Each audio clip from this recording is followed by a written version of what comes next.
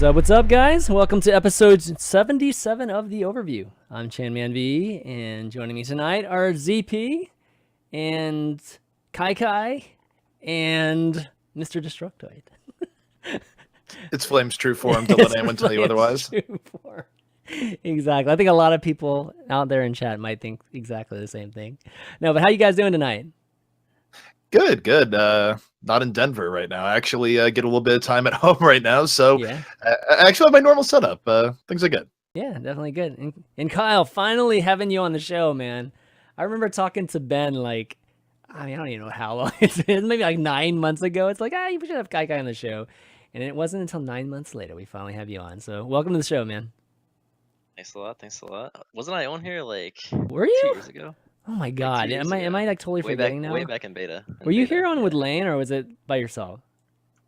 I think it was like, I remember like leaving scrims early to come. Oh, okay. God, man. It was in beta though. 77 episodes. This will do it to you, man. Just like getting old in both things. So anyways, it's great to have you back. Definitely, it's going to be fun getting a chance to catch up with you and everything that's going on, since you're such a popular and busy person right now. So can't wait to find out some more about it. But Flame, guys, he'll be joining us a little bit later. He's kind of tied up in a meeting right now, but I figured we should start, given that, we're having a later time slot tonight, and I know a lot of you guys want to sleep. So we're going to get started without him, but there's a ton to talk about. It's one of those normal weeks here in the Overwatch community. I'm going to talk some game first with some discussion on perm bans and some drama that's been going on there. We're going to talk a little bit about meta, kind of hear what you guys think about the current Mercy changes and Divas changes now that they're out on the ladder, and maybe Junkertown too, given that it's out now too. And then catch up with KyKy here, just in terms of everything that's going on with Contenders, World Cup, OWL, Seagull obviously being the huge news that happened, and how that's obviously affecting, or how Kyle's handling all that. And then some team news, just like the usual, and player news. Lots of teams leaving in Overwatch again. Now that Contenders is ending, and obviously the OWL picture is completely clear now. And then some folks just changing roles and things like that. So at the end we'll talk about Contenders too. Obviously week 6 ending, going into the playoffs. So we'll talk about those results. Got some Q&A at the end too. So 3 folks emailed their questions. Going to be happy to answer them. If you have any questions, go ahead and email those to theoverview@chanmanv.tv, and we'll try to get to them next week. But okay, let's talk about the game, guys, and perm banning. And Blizzard recently came out with a post that on September 27th, which is going to be tomorrow, they're going to be laying down the perm or the ban hammer again on a lot of people, apparently. So there's been a lot of discussions on that. And then we had today, or at least earlier, or maybe it was late, I think it was early today, that we had another incident with Stevo, and him getting banned yet again, with his account that before was the whole bronze to Grandmaster account. Now on top of that, Stevo is like, definitely creating the rhetoric that, no, I was playing with my friends. So like, what's going on here? Like, I've been totally wronged. So I want to get your thoughts. What do you guys think about the whole Stevo thing first, and then we'll talk about, I guess, the general Blizzard ban hammer. I mean, the Stevo thing is pretty clear, right? Where even if you didn't technically violate the rules, I think that Blizzard is sort of setting this precedent here, where if you're a public figure, if you are a big streamer, if you are a competitive player, don't try and get cutesy and circumvent rules with like technicalities, because it's clear to everyone what you're doing. In this case, Stevo doing like the Silver the GM streams, because the entire purpose of all of it, regardless of what he says or how he did the account, was to create a scenario where he could go from Silver to GM. And I think it just, when you're a public figure, technicalities aren't going to save you from doing that sort of behavior. Any thoughts, Kyle? Honestly, I don't know too much about it. I saw like the clips of him, like when he did get banned, and he didn't seem to, like, he seemed to know that it was coming both times. So right. I feel like there's no way around that. Like, he expected it, he wanted it to happen. You think he wanted it to happen? Really? Well, I mean, at least the first one that I saw, he was like, "Oh, I'm banned now. I was expecting this," and he just like laughs about it. So yeah, doesn't that, I think it kind of speaks for itself. Yeah, this one, yep. I'm not sure if he expected it or not, if it was quite like that, but you know, like you were saying, ZP. I mean, it's not. I mean, circumventing the rules. I mean, that wasn't even a good attempt to circumvent the rules. You know, it's just like, seriously, like you're gonna say that you know you're gonna push the whole rhetoric that, oh, you can't even play with your friends now. You know, and you know, if you're losing with your friends, then you're gonna get banned. I mean, Oh, it's clear that he was like immediately started his silver to Grandmaster stream right after that. look, and for the people going, well, gee, is this a bad precedent? Isn't it a double standard? It's sort of two things here, right? One is that if you're going to be publicly streaming the game and sort of saying example, it needs to be a good example. And two is more of practicality, right? Which is that for the average player, if you were to go play with your friends and like tank an account and then level it up, people wouldn't know because there's no real way of figuring that out from the admin point of view. But if you're going to publicly stream it and make your intentions clear, Right. then yes, you can apply a different standard to a streamer than a normal player just because you actually have more evidence. So, yeah, I mean, ban seems justified to me. Yeah, agreed. And we'll see if I mean, it shouldn't. Hopefully, the drama won't continue for very much more.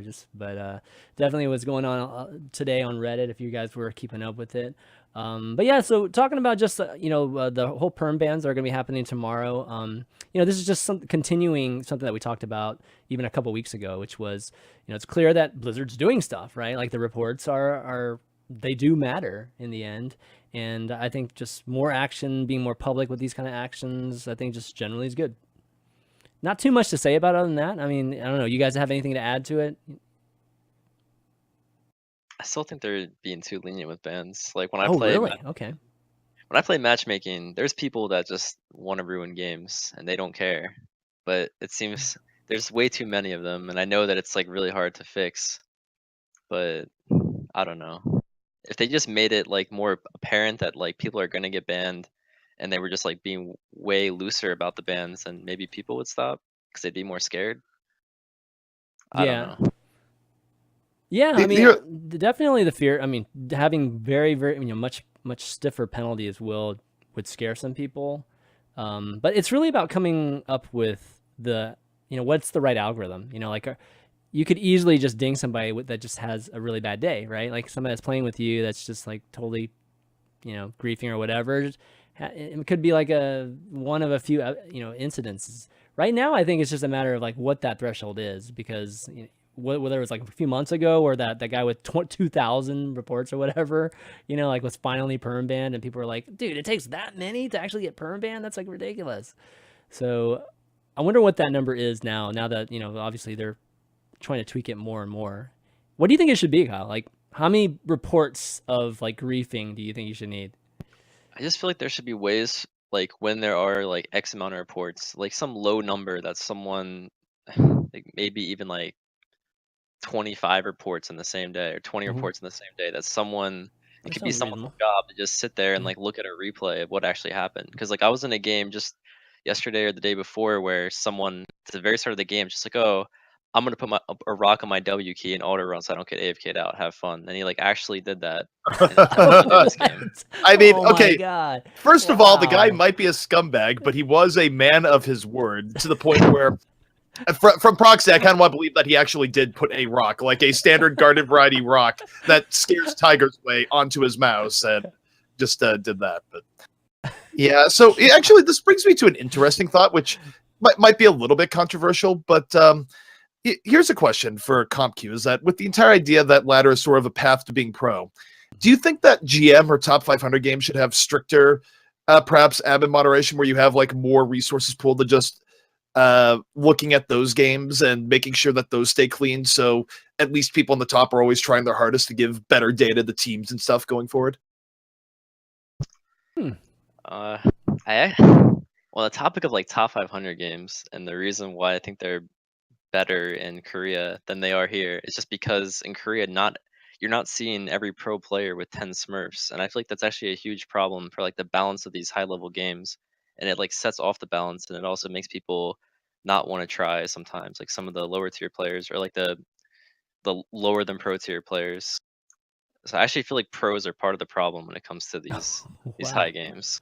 So would you like something then where maybe along the lines of you actually can't get top 500? Like you sort of get SR capped at say like 4,100 for 4K or something, unless you say verify your account with the phone number.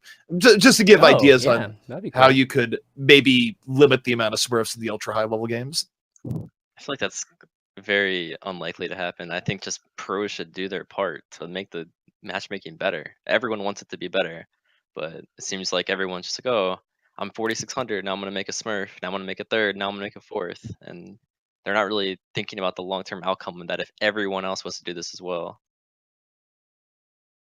Right. Yep, I agree. All right. I think Flame's going to be joining us here in a second. He's not on. Oh, he's here? Matt, you there? Hey, what's up, bud? What? Hey, Flame, you put on your human face here. We saw the other side of you for a while. We had Mr. Destructoid here. You put a bot there? Oh my Yeah, God, we totally did. We totally did. unlucky. No, how you doing, man? We're talking about bans right now, just in case you didn't know. Just given that the perm bans. We talked to Stevo a little bit. I don't know if you had anything to add to the whole Stevo thing that might be. I mean, there's two sides to it, right? There's like the side, I mean, I don't know what you guys have mentioned already, but there's like the side of you shouldn't be doing silver to GM streams because of how many games you ruined for that many people.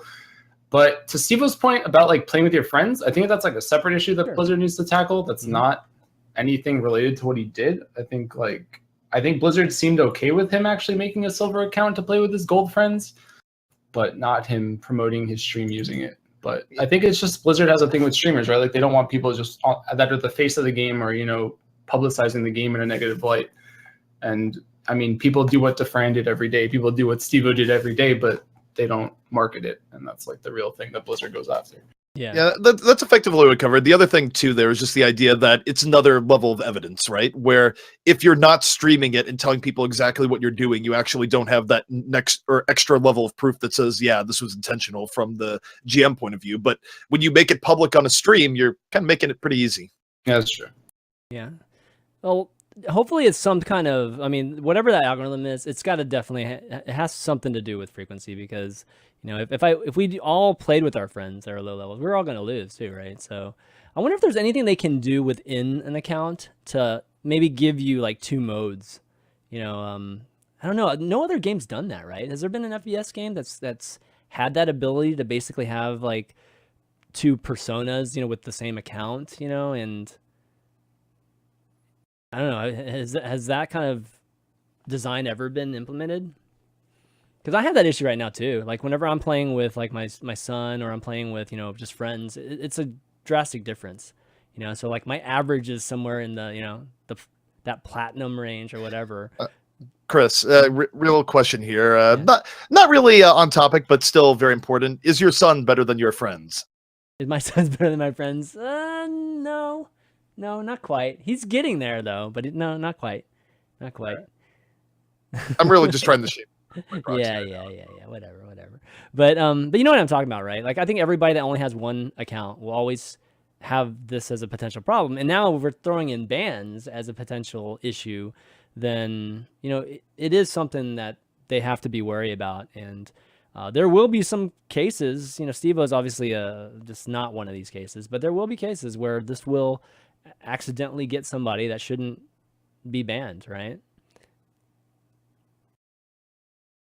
Yeah, I mean, I don't know. Blizzard said that there were less than 200. I'm sure it's pretty easy to catch, depending on like IPs and rate of growth or whatever. I don't think anybody's just going to randomly decide, oh, I'm silver today, I'm just going to become a GM tomorrow and grind that without it having already been a GM. Mm-hmm. So it's kind of, I don't know. I don't think that it'll accidentally catch anybody, but Blizzard seems pretty on top of it in terms of like what they're doing now.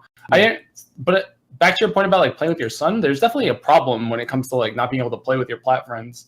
Yeah. And like Dota does solve it in a way with like ranked queue and like group, like you can team up and there's a separate SR for that. But I don't know. There's definitely been a lot of times where people are like, hey, you want to play Overwatch with me? And I'm like, I can't. Like I actually just can't. And like I think that sucks.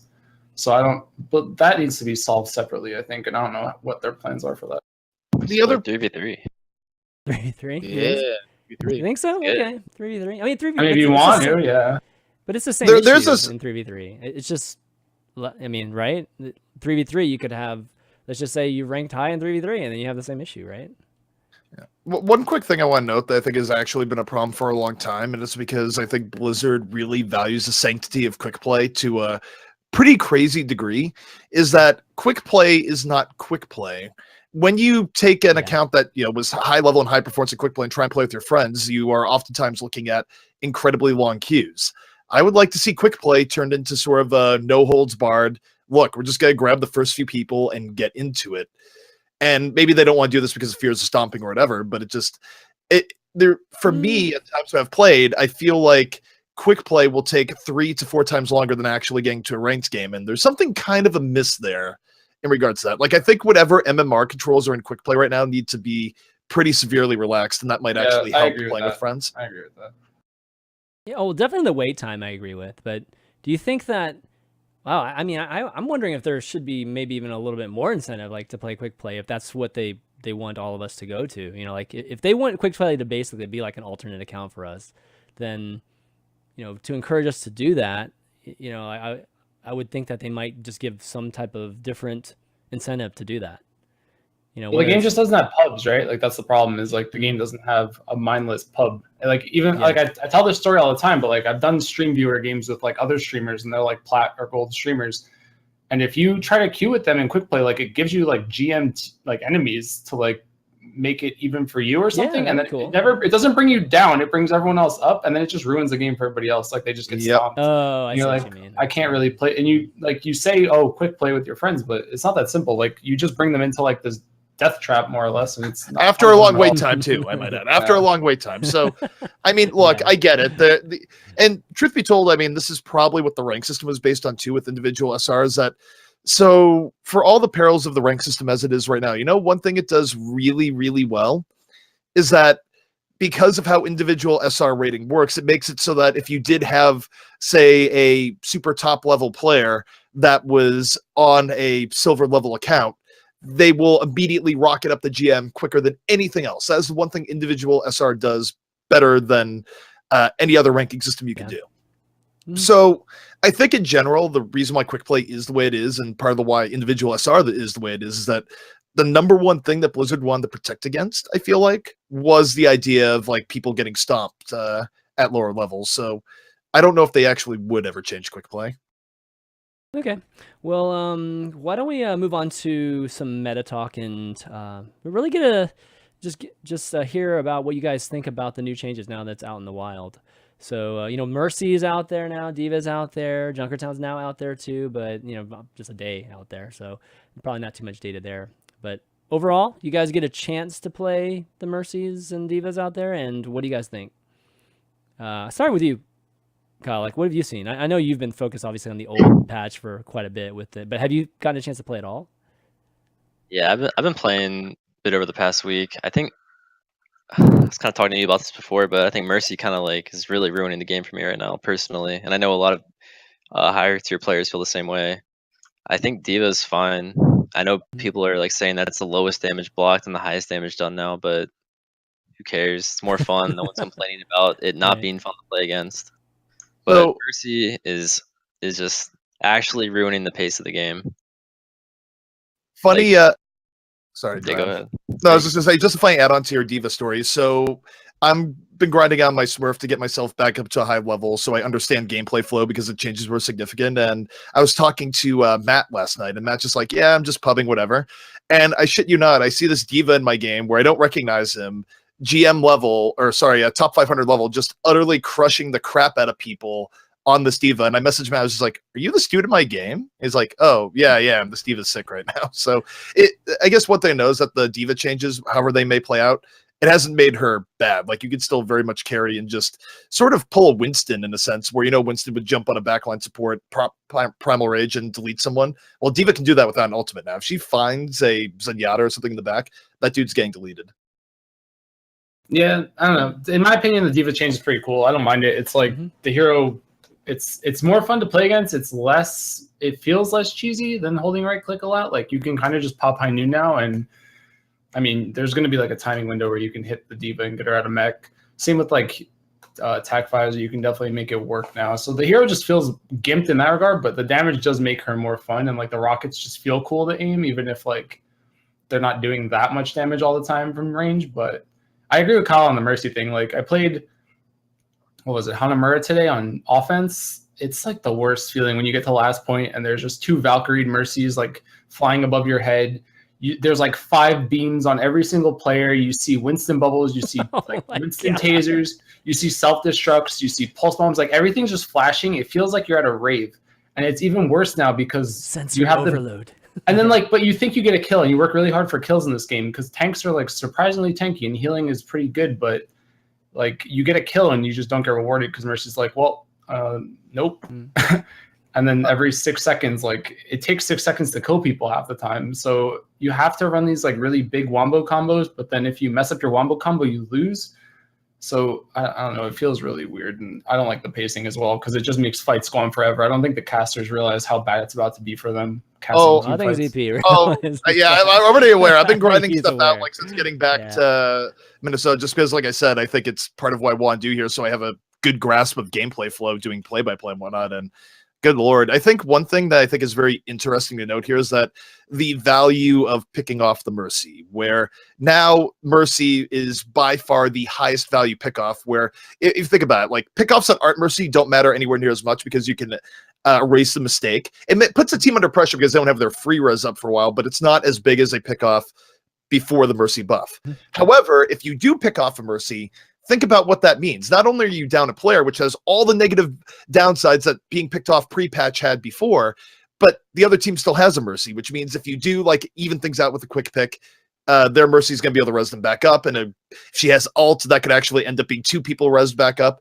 So how swingy it is right now in regards to winning a fight off a Mercy pick is a little bit ridiculous, because I think right now, you know, we haven't casted it yet because we haven't had live games on it, but I do think if it went live in its current form, there would be just a ridiculous stat confirmation where the team that gets a first Mercy pick would be winning the team fight like 95% of the time. It would. Dude, I can't wait until the team fights where it's like Monty and Doa, or like you and somebody, or Mitch and somebody, and it's just like one person talking for like 5 minutes straight every single Golden time Boy the fight rap starts. it. That would be. Yeah, like, you just have to rap God. Like, there's no time for analysis. It's just the game is constantly, and then it'll always end with, "Oh, they killed the Mercy. We might be able to see." You know, like that's what it's going to come down to. It feels really weird. So we were talking a little bit before Enflame, but I'll ask you, and then KyKy, you can win as well if you want. But what do you think this does to both McCree and Widowmaker? But both McCree, where the res sort of shores up some of his weaknesses before, where he would dive really hard to early dives, now he can bring him back up. But also just the ability of those 2 heroes to potentially burst down an enemy Mercy. I mean, they're definitely better, and they definitely feel better, and like they definitely feel more game changing now. But it's like it goes back to like the age-old problem of like, if you have to run those heroes to counter like this easier to play hero, is it really that good of a situation to be in? I don't know. Like, it's definitely easier to execute on Mercy than it is to execute on Widow, and I would even argue the same for McCree. But I don't. It's weird. I don't know. I don't like it, but they definitely come into the meta if Mercy's meta like 100%. I think Sombra becomes infinitely more strong as well because like hacks and EMPs against Mercy will be a lot more useful, but it's just the game is in a weird spot right now for sure. I think picking Widow to counter Mercy, the new Mercy, is actually something that'll still be very map dependent, situational. Like you can't just pick a Widow only to kill Mercy, or you could just find yourself in terrible fights all the time. However, like McCree, especially on the PTR patch where you can just like cancel Lucy ults and then the ult's gone, I think McCree is getting better and better and better with all these patches. Everything's looking Taimu? Yeah, Taimu McCree, that's the key right now. It's been a while since we've been, had that crazy McCree and just our McCree dominance. It's been what, like a year and a half maybe or something like that since McCree's been crazy. Was definitely off the charts. But so okay, so obviously not very happy with the current, like maybe the current state of Mercy, or maybe Mercy affecting the flow. But how do you feel about just the change to begin with, just the design, you know, from playing Mercy? Because what I want to get at is just like, what could we change to make it better? Like, what kind of things could we still do, keeping it, you know, like I think the way it is from the standpoint of adding a little bit more skill cap to Mercy and still not compromising the flow. Well, given the fact that's not an ultimate anymore, if you think about how Res used to make Mercy incredibly vulnerable in early Overwatch, where you hit Res and it'd basically be press Q to die, similar to Barrage. Yeah. I think that's completely fair when you're talking about a hero now that gets it as a normal ability, where effectively and there's multiple ways to fix this, don't get me wrong, but this is just one idea, is that you make it so the Mercy is sort of locked in place for 1.5 to 2 seconds after a Res, so at the very least, you have to commit a tank to use a cooldown or something to protect her when she does it. The idea of a Mercy just sort of solo running in on her own won't be as effective because it'll be more likely to get punished when she goes for those resurrections. That sounds like it could fix it a little bit, but it also sounds like it would be very like clunky to play as, or like if you know you're gonna res and just get rooted for 2 seconds, it's gonna be very like anti-fun for the player. I think that the True. ult needs to last less time for one, and then I actually think that res should just be deleted from the game entirely and just given up on. I don't feel like it really has a Really? good place in the Wow. game. Okay. I agree with that, by the way. Like, if as far as it goes, I'm not sure it's likely, but I think Res does create like huge gameplay issues. I personally like the old one better, but like it's hard to justify the old one, right? Like I agree with Jeff and whoever made that post about like the play style being a problem. I think that there's like probably a way to make res good. Like I wouldn't hate it if it was like a super fast building ult like EMP and it was just like one charge and you could like keep doing it or something.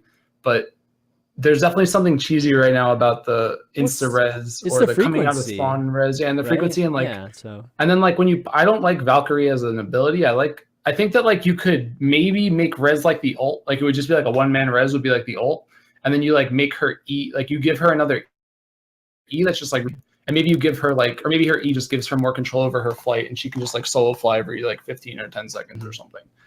But I don't know, like the quad beams feel clunky right now in my opinion. Like the octopus mercy concept is like, from a viewer and like a player perspective, it's so hard to follow and like just to get behind. And the ult just being able to get people, like the thing with Pharah too is like Pharah is really strong in chaotic team fights where players just really can't look up because they're going to die to whatever's in front of them. Mm-hmm. But now you have like this other added hero that's just flying above you at this, like with the Pharah now, that's you can't shoot at either of them at the same time. And like the Mercy's passively regenning and then the Pharah's regenning because the Mercy's healing. And then there's really only like one or two heroes that can even deal with that. And then you have like the fact that Mercy's Genji dashing more or less in between these heals. And it feels really weird. And they definitely have to find a middle ground that's not the old Mercy, but definitely not the new Mercy. Well, I think we're in that state where we've seen it with other heroes like D.Va, where there's just no weakness to her. You know, like there should clearly be more. I mean, it should be toned down, at least something, whether it is like the beams, whether it's res. I mean, I think if you just lowered the res frequency or up the cooldown by a lot, I think that would be much more manageable. Like even those early picks, like then the Mercy would have to decide, like, do I actually use it right now? And then, you know, like we'd have to stall, you know, possibly for a team fight. But right now, I feel like it's, you know, the fact that the ult resets it for one, and the fact that it's 10 seconds, you know, after that, there's definitely something messy with that because you can res too many people in a short, like a small period of time.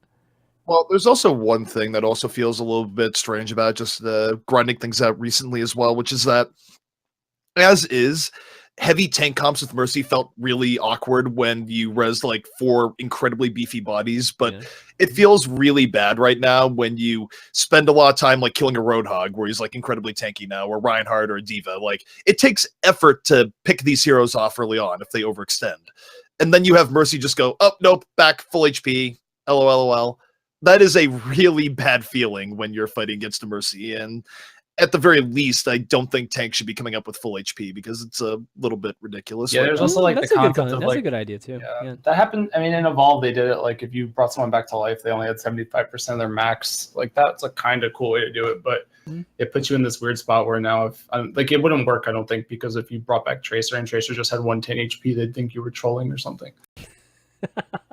There's also the case too where like when you res someone, you could get ult from them too. So if they're low HP, it could be like beneficial in some situations. Oh, yeah. Right. Yeah, so that's I true. think there's a lot of things that they could do, but clearly it's in a position where it's just, you know, too good. There needs to be something that she's just not that great at least ability-wise. But I'd be surprised if they completely toned down the res. I mean, just what they've done with it seems like it'd be tough to change or without redesigning or even more, I think, which is so like, kind of crazy. and this is probably like, I mean, Overwatch League is obviously soon, but like this isn't going to be viewable. Like this will probably be the hardest to watch thing or follow meta we'll ever have. I think if it stays like this, That's bad I don't timing. think That's I don't pretty think- bad timing. yeah, that's what I mean. I don't think we'll ever. Wow. I don't think the game will ever be in a spot like, or it's ever been in a spot that's this hard to spectate, because you're gonna have fights going on the ground. You're gonna have mercies flying around. You're gonna have like even more beams and like fights that are going on forever that you can't follow with the kill feed. It's gonna be really, really hard. I think it's actually going to put a lot on whoever the play-by-play caster is for this particular patch, because it's going to be up to you to maintain proper hype during an entire fight, where you can't lose your mind when you see an early pulse bomb that gets a good team fight opening, because it's not quite what it used to be. You're really going to have to manage the tempo of the game to give people an idea, is this team winning, is this team losing, and where you're at in the fight, because the ability to bring people back up with res from the Mercy really does change the viewing experience in regards to, does this matter, does this not? It's actually probably going to be the most challenging patch for a play-by-play caster, I would say. Okay, well, you know, hopefully we'll see some changes, or at least we'll get a chance to see. I mean, I do want to see an event using the new patch and see what it's going to be like. And they obviously learn a ton too when they actually see it being done and produced, and what kind of issues it brings up. But I feel like it's not going to be for a while until we see a big change. Hopefully it's in time for season 1, because I definitely would not like OWL to start on that note, where we have don't even have a meta that's very conducive for you know, the league to, you know, to have a lot of success in the beginning. But okay, well, why don't we move on?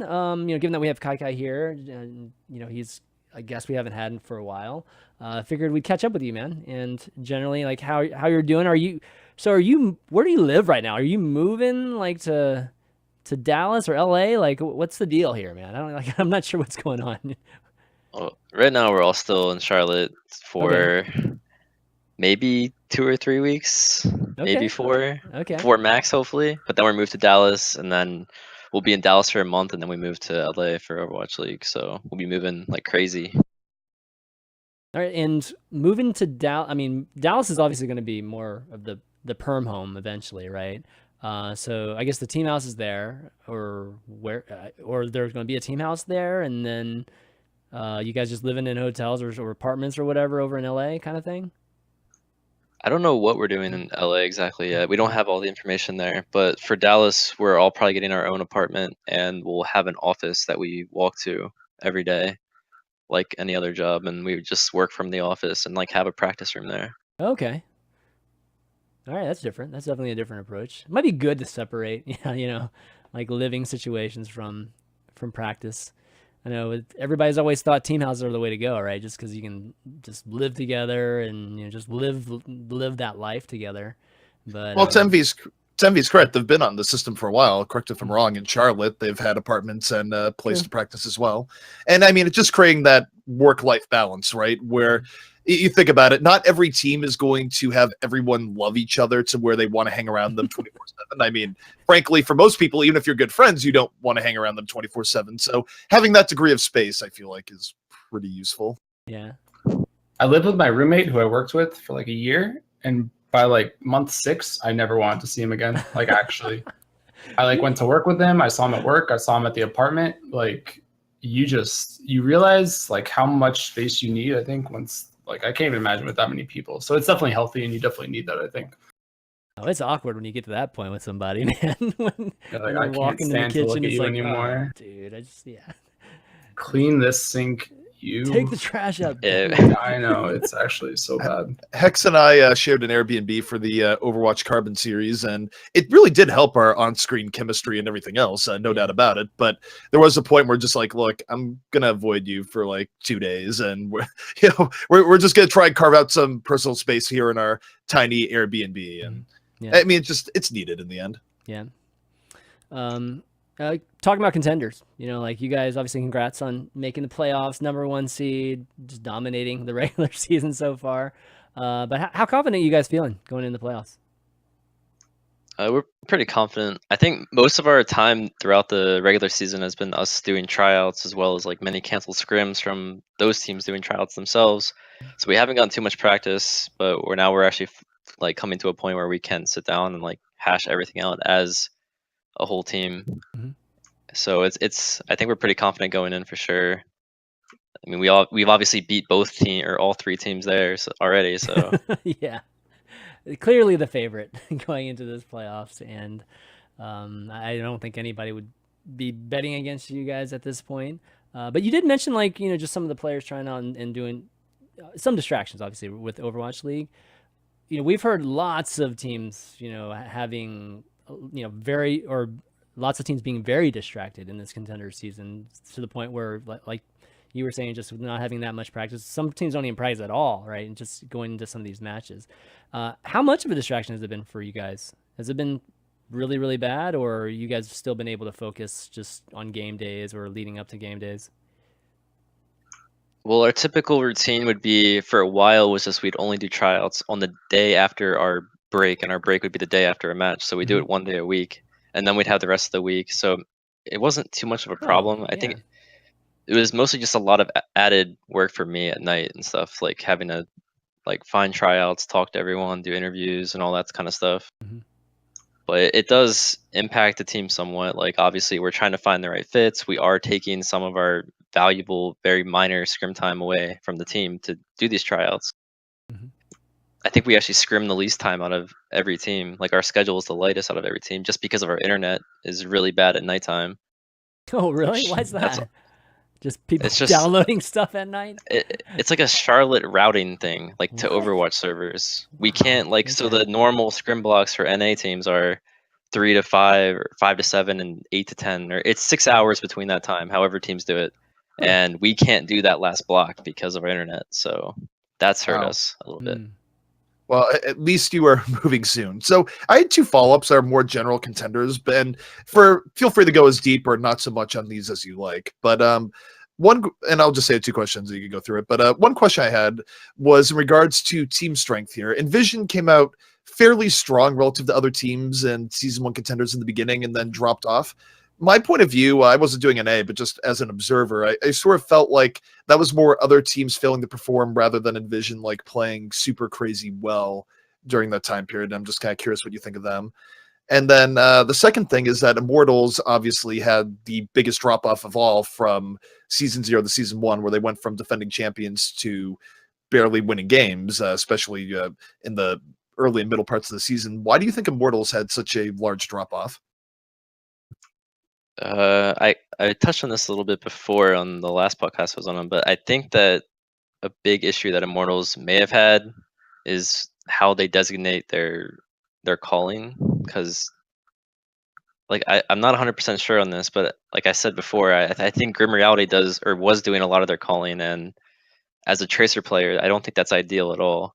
Like I really don't think you want your tracer player talking that much. I could be wrong. I really don't know what they're doing now, so don't like take everything I say as word for or whatever. But I don't know. Immortals is doing fine now. They've gotten better. I think they've hashed out a lot of their mistakes or their problems, and they're definitely on the up.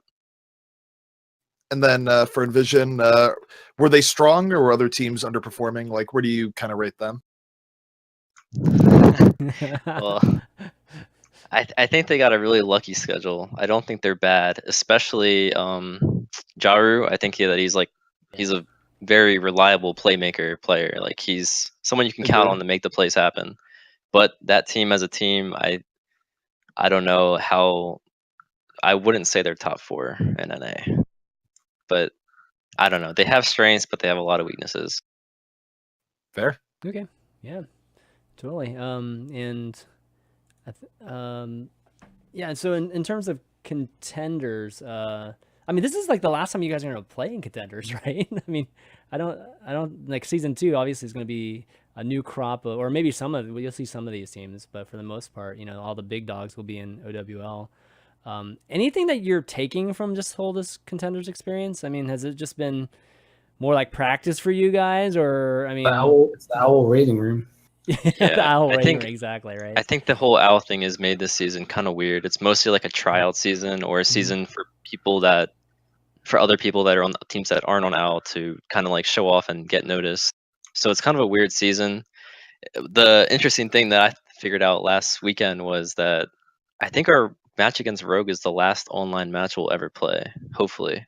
Yeah, that's Which is wow. exciting. I didn't think about that. That's crazy.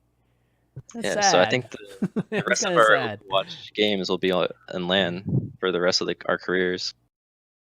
You Barring, don't barring some show matches, maybe. Yeah, But yeah. True. you don't foresee any tournament like potentially in an off-season period being run that might run online qualifiers or anything like that? Because I feel like those are still a possibility.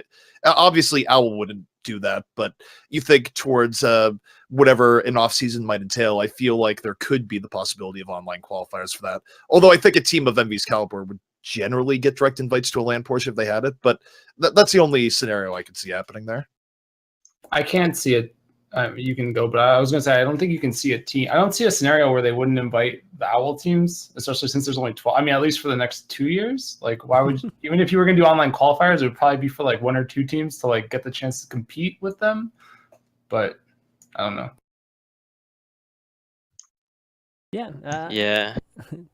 I mean, there's going to be some online tournaments. I guess it's a matter of will EnVyUS play in those tournaments, or would they rather maybe take some time off? We'll be on that break sort of thing. probably. Exactly. Go on vacation. Right. You know? Right. Like if you look at the League of Legends LCS teams, after their season's over, they all go home and then they come Mhm. back like a week or 2 before their next season starts. Like we're not gonna be going back to the apartments and practicing in the off season. It's Yeah. just not very likely. Well, we got to prevent the burnout, man. You got to take a break. So, I don't know. Those off-season tournaments might be another contenders like thing. I think you'll see some of the teams playing in them, but I'd be surprised if all of them were. So any Well, go ahead. just to clarify, you definitely will see some of the teams playing in them because what part of the OWL, like when they talked about the OWL licenses, that teams get to run their tournaments, true. right? Like they get a license to run their tournaments. So obviously, if NV or NRG or whatever host a tournament using one of those licenses, you would tell your team to get in there and play. It would be weird if you said, actually, we're using this, but you guys just stay out. Yeah, I wasn't sure how they were going to use that though. Like I wasn't clear if it was actually the pro teams that were involved in that, or if it was more they were doing more of a community type of tournament thing in those cities. So, but you think it's going to be pro team? Like basically, the pro teams would be the hosts and bring on just all the good teams type of thing. Maybe not every tournament, but I could definitely see some of those being held. I mean, if Okay. it's obviously, I don't know what it fully entails, but if it's no strings attached, I don't see why you wouldn't try and hold a big event at some point, Yeah. leveraging that. Okay, well, talking about OWL, I know we can't talk too much given that there's a lot of stuff behind the scenes. All these people here, we obviously be a little bit careful, but just general thoughts, Kyle. Like, and with this whole OWL, and now EnVyUS is obviously secure and having a spot, and just the whole ride that's about to happen here. Like, just thoughts. Well, the biggest thing on my mind right now is I'm hoping that there's a Christmas break in the preseason. That's really all I can think about. What? some reason. Okay.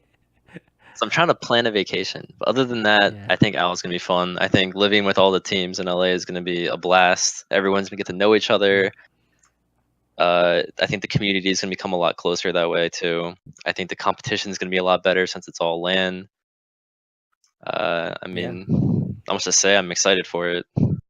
Yeah, there's a lot of opportunity for content too. So I'm very excited to see what kind of content can come with having everybody close. Like everybody's in the same city. You can do all kinds of crazy stuff. Yeah, I can help you with the schedule later if you want. DM. I definitely know dates. Just slide into those DMs. No, I definitely know dates. Yeah. Well, anyways, good because I'm just trying to figure out dates. So yeah, I'll message you. No, that's cool, man. Definitely. I think you're in a great spot now, and you definitely put in a lot of work that's just leading up to OWL. So, it's really great to see you, getting a chance to do that and really secure there. World Cup. So, Wait, obviously, do we want to talk about Brandon? I want to talk about Brandon. No, we're gonna get to Brandon. I'm just kind of like saving it. We're definitely gonna get to it in a second. But World Cup. So, just real quick on World Cup.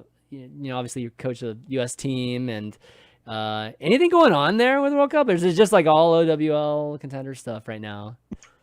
Yeah, right now it's just all Overwatch League and Contenders. I don't think there's any World Cup team that's actually practicing out of the 8 because everyone's in the same boat right now. Right.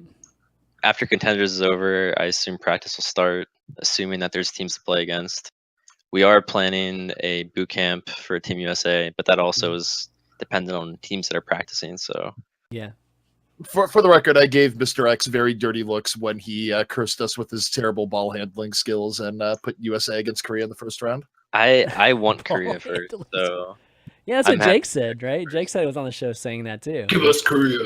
Yeah. yeah, I mean, I think everyone's got their reasons, but it's something that Team USA had actually talked about, and I think I kind of got them on the page where, like, playing Korea first, that is our best chance to win, and it's what we want. Because I think if we beat Korea, we're just gonna pretty much carry out the rest of the tournament with ease. I think our morale is gonna be super high. I think teams are gonna be scared of us, and I also think that Korea as a team, like, they're bringing a full coaching staff or like a full support staff with them. I'm pretty sure. So Whoa. if you're playing them in their second match or finals, they're gonna have a lot of material on you just from your first or second game. So I don't Yeah. think that's what other teams really want. That's actually a very good point, makes too. sense. And also the part where, of course, we don't know what patch you'll be on exactly. We just know that it won't be the patch that BlizzCon group stages were on. So any info that they have already is kind of dated info compared to what we'll be playing there. So, yeah, in terms of prep, makes sense. Well, excited to see that. I mean, I think the USA Korea match is going to be so hype at BlizzCon. It's going to be rocking the entire place. I can't wait to see that. And yeah, So USA it's a all little the bit- way, baby. Yeah. It's a little bit further down, but should we touch on the Team Sweden stuff since that's the only other bit of World Cup news? And Okay, if you we're wanna talking touch on about it, Team sure. USA anyways. Sure, yeah. So there's some news just with Team Sweden, and that's that Reinforce no longer is on the team, so he's been replaced. And Reinforced obviously is being off the Misfits, or I think he's still officially part of Misfits, but he's just obviously not on the playing roster right now, or he's a backup right now. So this is just like another step, I guess, towards Reinforce not playing as much. And I don't know if it's so much by choice or not, but yeah, just generally, he's doing all the analyst work right now, which is great. It's awesome that he has something to fall back on. But overall, yeah, Reinforce as a player, is this the last that we're going to see of Johnny playing? Well, I don't know about all that. I'll let KyKy and Flame answer that. I was just going to say the entire thing surprised me because I thought committees could only replace players if Okay. there was sort of they couldn't make it, or they were like willfully disobeying, or there was some like mitigating factor, because everything about this indicates that it was a straight up, well, we want to replicate our Misfits dynamic, so go away, which seemed a bit cold-hearted, I would say, for an exhibition match. Really? Do you That's want, what it do you ended want up a being? cold-hearted response, or do you want like a sympathetic response from me? Go from the heart. So to ChanMan's question about whether it's the end of Reinforce as a player, I think that's up to him, and I think it's been up to him, and I think he keeps going back and forth on it in his head, and it's putting him in a worse position in both scenarios instead of just committing to one. And I don't, to ZP's point, when it comes to like the politics and whatever replicating, I think there was never a guarantee that if you were at the qualifiers, you were going to be at World Cup. And I think that Kyle can talk to that because he would definitely know more than both of us. But the way it was presented to me, or how I understood it, was that if you wanted to make roster changes for the World Cup, you could totally just do it, and there was no like restrictions on it.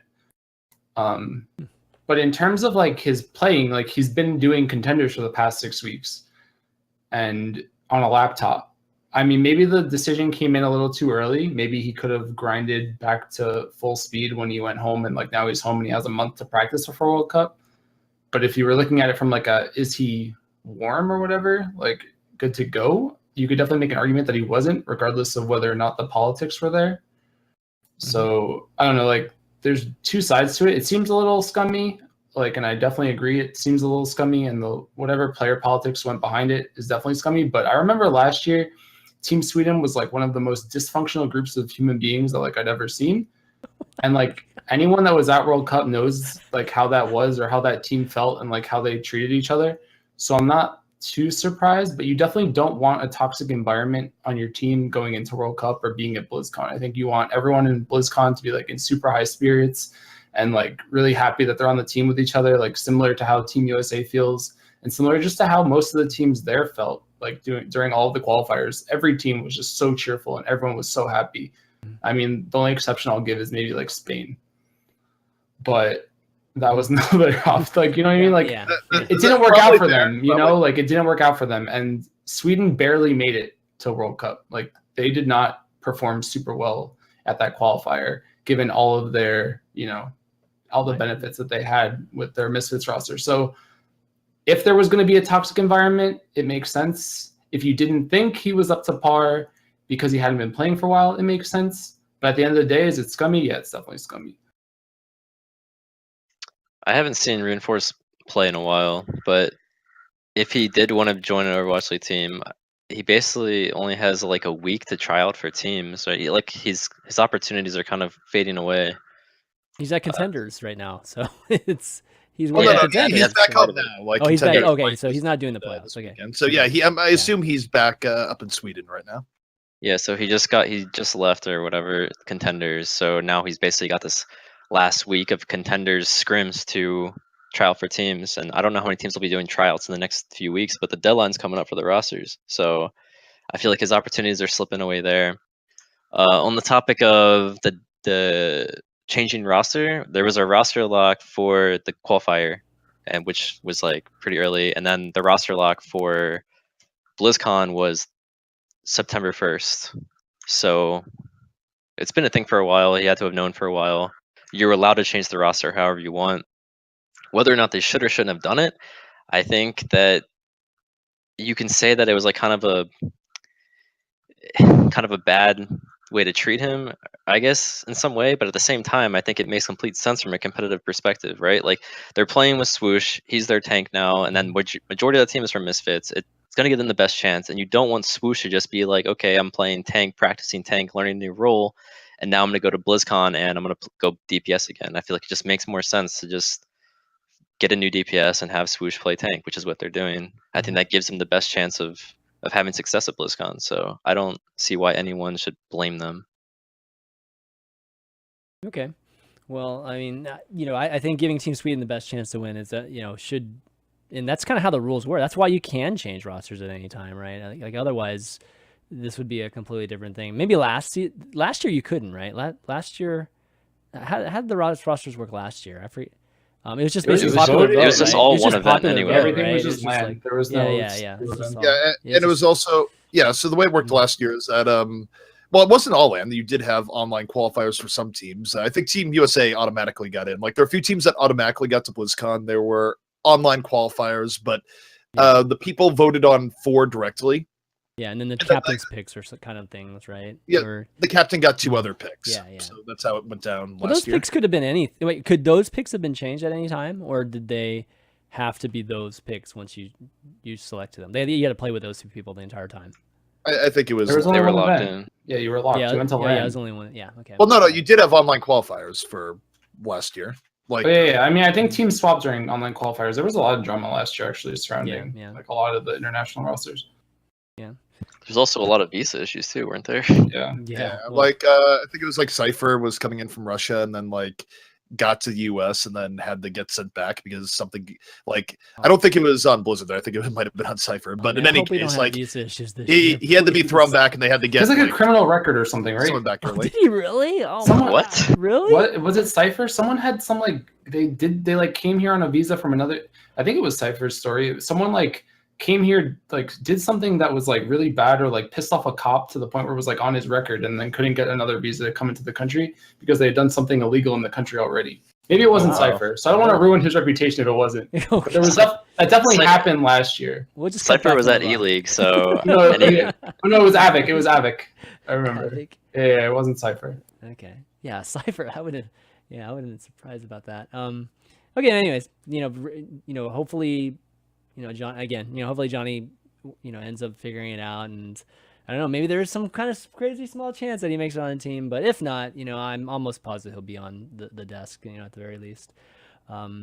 But okay, well, since we're talking about news, why don't we talk about the biggest news this week, or at least so far, was that Seagull is joining EnVyUS. So joining KyKy here, and I mean that's huge news, just given that Seagull is obviously the most popular streamer, personality figure, or whatever you want to say in the Overwatch community right now, and the fact that we have like one of the best teams too, and you have this kind of joining forces, or at least Seagull coming onto this. I mean that's pretty incredible, at least from the standpoint of marketing and just everything really, just in terms of Overwatch League.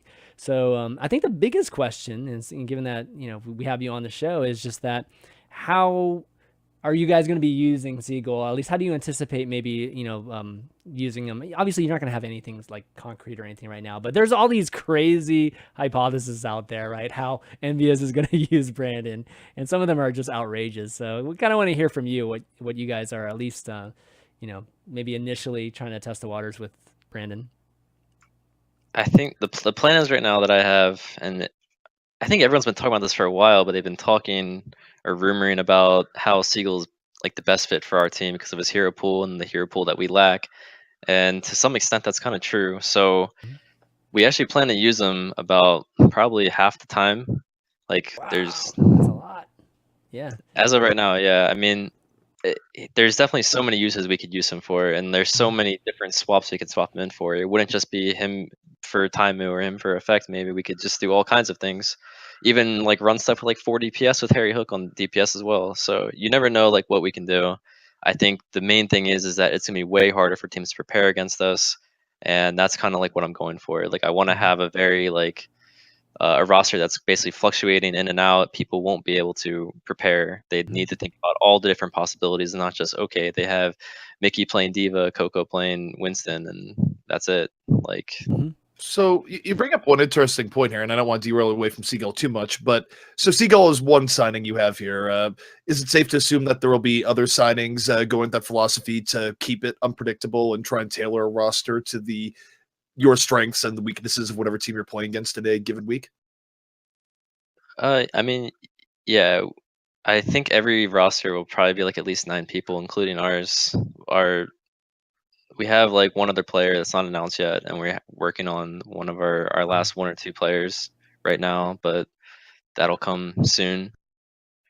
We're definitely gonna have a very high skill, high versatility roster. Okay, so what kind of bring it back to Brandon? Like one of the things about Seagull is just that he was quoted in some interviews saying it's like one of the most difficult decisions he's made in his life, or at least so far in his life.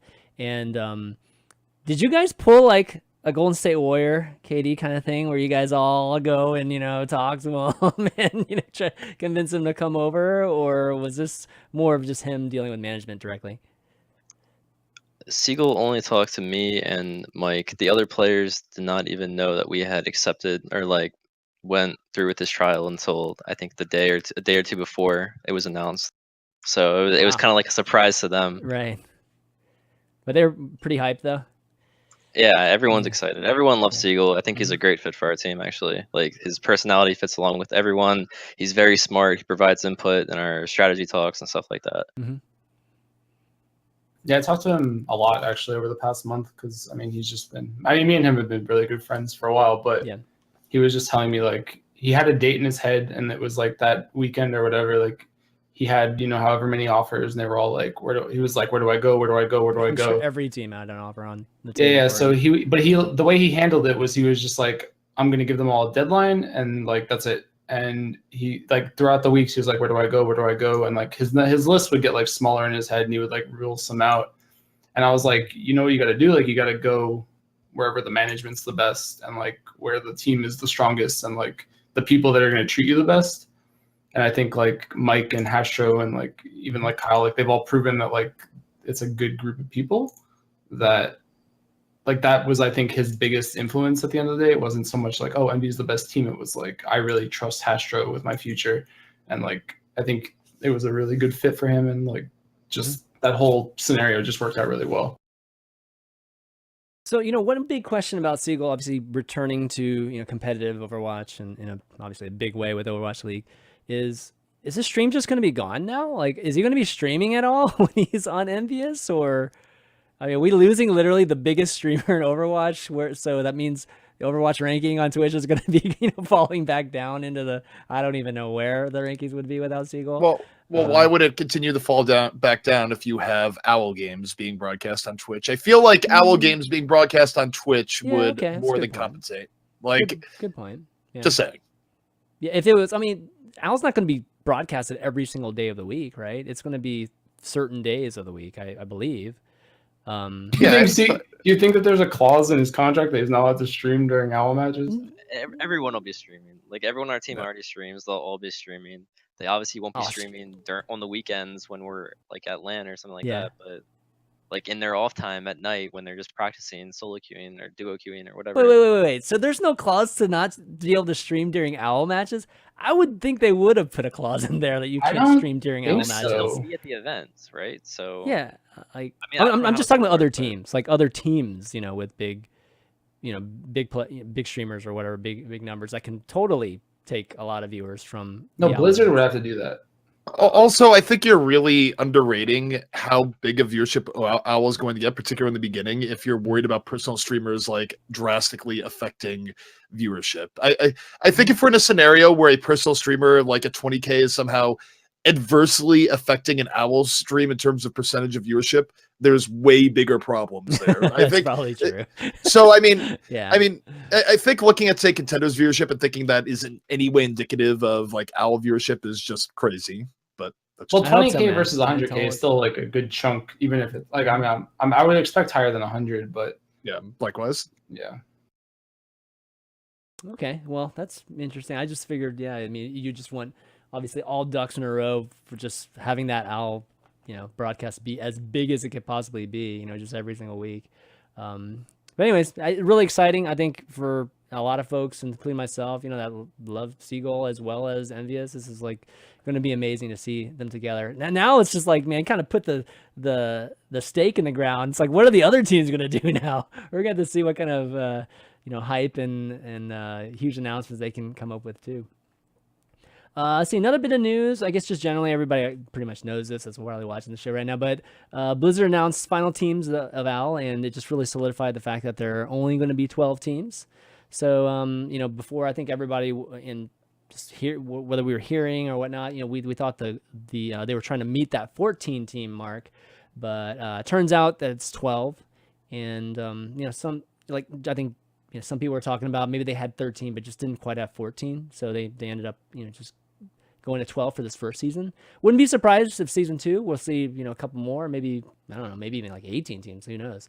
But obviously big news for those 12 teams. But what happens now, guys, like with everybody, what I mean? Like we're going to talk about a few team brands that are obviously leaving Overwatch, but what happens now with the players? Like KyKy, I mean, are people frantically trying to ping you for some tryout, DM you for tryouts? And, if not, are they just going to quit Overwatch? Like, what's the deal?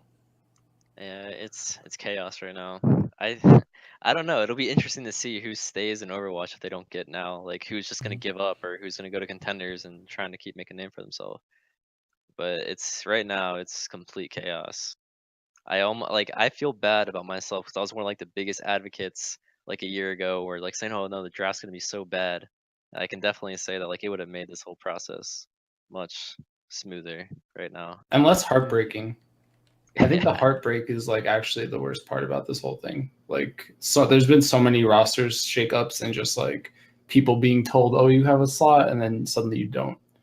Well, the biggest things in terms of players that were doing really well for a long period of time, and now God only knows where they stand in terms of Owl priority, would be Rogue for one roster and United for the other roster, where I think pre-Contender Season 1, there was more of a possibility of those teams actually getting picked up wholesale, and then their stock just completely tanked, I feel like, after what we've been seeing from Contender Season 1, where I think that players from both teams will probably get in the Owl in some form or fashion, but it won't be as a full team unit, which there was a possibility of it, but I don't think there's a possibility of it anymore.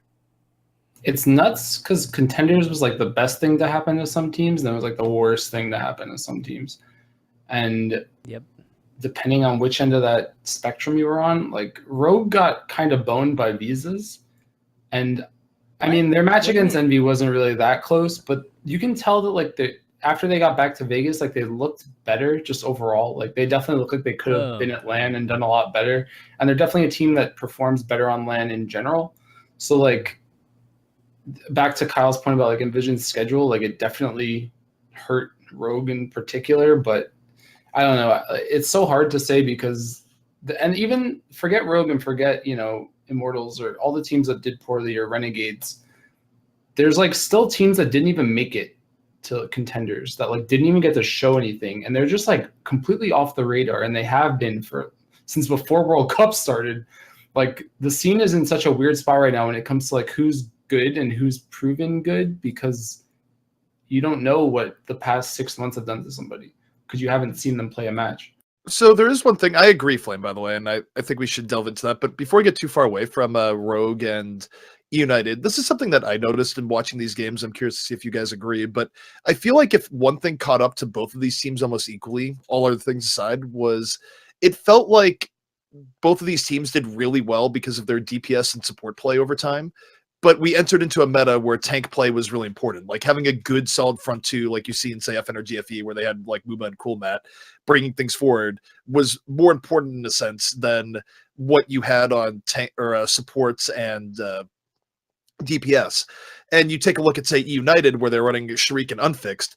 Unfixed has never loved to play Diva, for example. Like I just feel like lack of love for tanking and off tanking actually kind of caught up to both of them in season 1. I mean, I think it was everything, right? It was like, I mean, Kyle can speak to it more, but when it comes to the supports in Contenders, I think that the support duos from the teams that are at the LAN are actually probably the strongest duos in North America anyway. I haven't really paid super close attention to Europe, but I think it was like the support duos and then the tank duos. I think some teams were too reliant on their DPS to carry them, but it got to a point now where their supports are getting so much better that supports are starting to carry again, like similar to how like Lunatic High wins off the back of their supports and tanks. So I think there's just like a natural progression towards the teams that do have the better tank support cores. I think the game right now is in a state where everyone needs to be good, not just tanks, supports, or DPS. I think the teams that are struggling are like kind of the teams that just said, "Hey, we're going to take a really good tracer and get him to carry us." It doesn't really work that way. The tanks need to be good. They need to enjoy playing tank, understand why they're playing tank. The supports need to be good. The DPS need to be good. Like everyone needs to be good right now. Like you can't have weaklings. Yeah, so I mean, so all these players that are going to be out there, it's going to be one of those things where you have to decide if you're willing to, you know, go for months, right? Until well, you can actually go into season 2, obviously the Contenders, and kind of ride that out. But you know, a lot of these brands are leaving Overwatch, so it might not be, you know, you're not be under contract with any kind of team. It's going to be more like these teams being formed together, you know, with the crazy logos and everything, right? For Contenders and competing that way. Do you guys anticipate like a large percentage of the player pool right now, like staying in Overwatch and doing that? Or do you think that there is going to be a mass exodus? Because I don't think we've gotten to the point where there's a mass exodus right now, like in terms of players. Well, there's a lot still up in the air. First of all, players haven't given up until October 30th. People are still going to be like, you know, that's doing as best as they can. Like, but when it comes to Contenders, I think it'd be super short-sighted to not keep participating. Like, you have to imagine that these teams, like the league will grow. I think Blizzard has a lot in store for everybody when it comes to season 1 and just like how they promote it and how the game looks and how the game feels, even as a viewer and as a spectator, as like someone who just supports the scene. I think that the esports part of Overwatch is about to like explode in a way that we haven't seen before, because Blizzard hasn't really, you know, shown interest in supporting a lot. I mean, I say that like with a little bit of hesitation, but like I think Overwatch League, in terms of what it does to the base game, is going to be crazy. So like I think it'd be really short-sighted for players to like give up if they can't get in season 1, because you know more teams are going to come season 2. And now we've kind of gotten past the point where I feel like, to Kyle's point about like the draft and just like seeing how much of chaos it is now, players are going to learn like what the shortcuts are and like what the best way to put themselves in a good position is going forward. That like it'll be a lot easier to be like make a structured team yourself. You know, don't give one player roster control. don't let any manager be able to sell your team to someone else. You know, like Yeah. put yourselves in a good position to have a team that's going to be like well organized, well orchestrated, and then like give yourself the best shot to get on a roster for season 2. I personally think there's going to be a bit of a rebound effect where from your generation 1 players that are a little bit jaded and bitter that they didn't end up on our roster to begin with, I think there's a decent amount of them that will temporarily quit the game. But if OWL is the success that we all hope it is, and it does really well, I think those people will look back like mid-season and go, oh, wait, actually, I still want to give this a shot because, you know, the players involved are doing really well, the league is doing really well, and there will be opportunities. So I think there's going to be a little bit of doom and gloom when the rosters are eventually known and you see the players that didn't make it. But I think at least half of the players that probably will have public rage outs and everything else about how they're not involved might actually end up coming back if things do go well. So, I mean, I might have missed this, but in terms of the rosters that you guys lock for the teams, is that more of like a season by season type of thing? Is it a number of season that these like contracts are going to be for? Or is it more of a time thing? Like it's a year, you know, that sort of thing. Because I'm wondering like how often will you even be able to replace people on your roster, Kyle? Like if does it have to be through trades? Does it have to be like releasing for free agency? Like is it that type of process? I'm not sure I should. Okay, if you can't say it, that's okay. Yeah. I'm just kind of wondering. Yeah, I was going to say, I kinda don't think wondering how anything that's has gonna be. publicly You're been said about you're only that, allowed so- to have you're only allowed to have 12 people on your roster max. Right. Yeah, that part is public. But all the other nuances, like, I don't know if Yeah. anything public has been said, so I think... Okay. Cool. Yeah. Kind of curious. That- next question. Because that's obviously a big part of whether, you know, players will, because not only will there be new teams, you know, there'll be obviously these expansion type of situations, but also, you know, there could still be making it onto existing rosters. Anyways, I'm hoping there won't be. I'm hoping, you know, Blizzard will do a good job of keeping Contenders super, you know, relevant and, you know, being that kind of developmental area that you know, it's going to be able to, you know, keep the competitive scene, you know, at least from that standpoint, like keep it. Can I going. ask ZP a question actually? Sure. How did you feel about the season? Do you think it was too long? I think seasons could be shorter or like more frequent in terms of games. For OWL? First Contenders. Oh, for Contenders. I think a season is fine. I mean, I think the biggest thing here is that Contenders is supposed to really glorify up-and-coming players, right? It's sort of the idea that this is where you really get noticed and get to an OWL team. I think it was just, as far as the actual effects of that, it was a little bit stranger here in Season 1 because of how it overlapped with the OWL signing window. I think, like, let's say OWL is in full swing and you have... you know, another season of Contenders, hypothetically. I think in that case, I think it would be totally fine because then you get plenty of games to view people, evaluate them, etc. Right. It's just a little bit strange here because you actually had outright OWL teams and like Envy and Immortals playing and that sort of stuff that I think muddied the waters a bit. Yeah. I think on the For topic sure. of Contenders too, like players staying in and playing Contenders, we don't really know what the prize pool will be for season 2 and beyond. We also don't know what orgs are going to stay in and provide players with salaries to promote their brand or whatever, or make the like academy teams. So like until we know that, it's kind of hard to say if players will stay or how many will stay at least. Yeah, well, the brands seem to be leaving. Like, you know, speaking of which, you know, Bazooka Puppies, you know, announced they were breaking the team after, you know, the final match of Contenders this past weekend, and then CLG obviously had an announcement too that they're leaving Overwatch too. And then we've got Kungarna here, which we'll talk about a little bit more in a second. But you know, the brands are, you know, they seem to be leaving, you know, just in a very consistent fashion leading up to OWL at this point. So I guess the question is like, are they going to come back? You know, like, are they going to see how? It could just be the Overwatch League teams making brand. Like there could be an Envy team in Contenders, and there could be an Optic team in Contenders. Like you never know. It could just be like all the OWL teams have academy teams. Okay, so sure. You never know. I actually agree with that quite a bit in that as far as OWL teams having minor league teams go, I mean, that's how you see teams develop talent in traditional sports where you go for it. I think it would actually be very much in the interest of these teams that have spent so much on OWL to take a small portion of whatever they're doing there and create a team to try out people and whatnot. The teams that do that well are going to have access to way more talent than the teams that don't. So, and in general, too, the other thing that something like Contenders opens itself up to in the long term when OWL is running at the same time is that because the teams do own the spots, and all the rest, there is an incentive there at some point to, if you're an org that's really good at developing talent, you do that, find good players, develop them, and then sell the contracts to Owl teams. Like these are reasonable things that could happen. Yeah. Yeah, you could treat it you could look at it from a money-making business too. Like it's the same in regular sports, right? Like especially with soccer, they definitely try to sign younger players and then give them pretty big buyouts and then, use them as stocks essentially. Like trading. Come buy this from me. Yeah. Right. And again, the reason why it's a little bit weird in season 1 is that you're sort of in the transitionary period, right? Where you have endemic orgs that wanted to be number one, whose entire business model was, well, we want to be the best team in the world type of setup, are sort of transitioning away.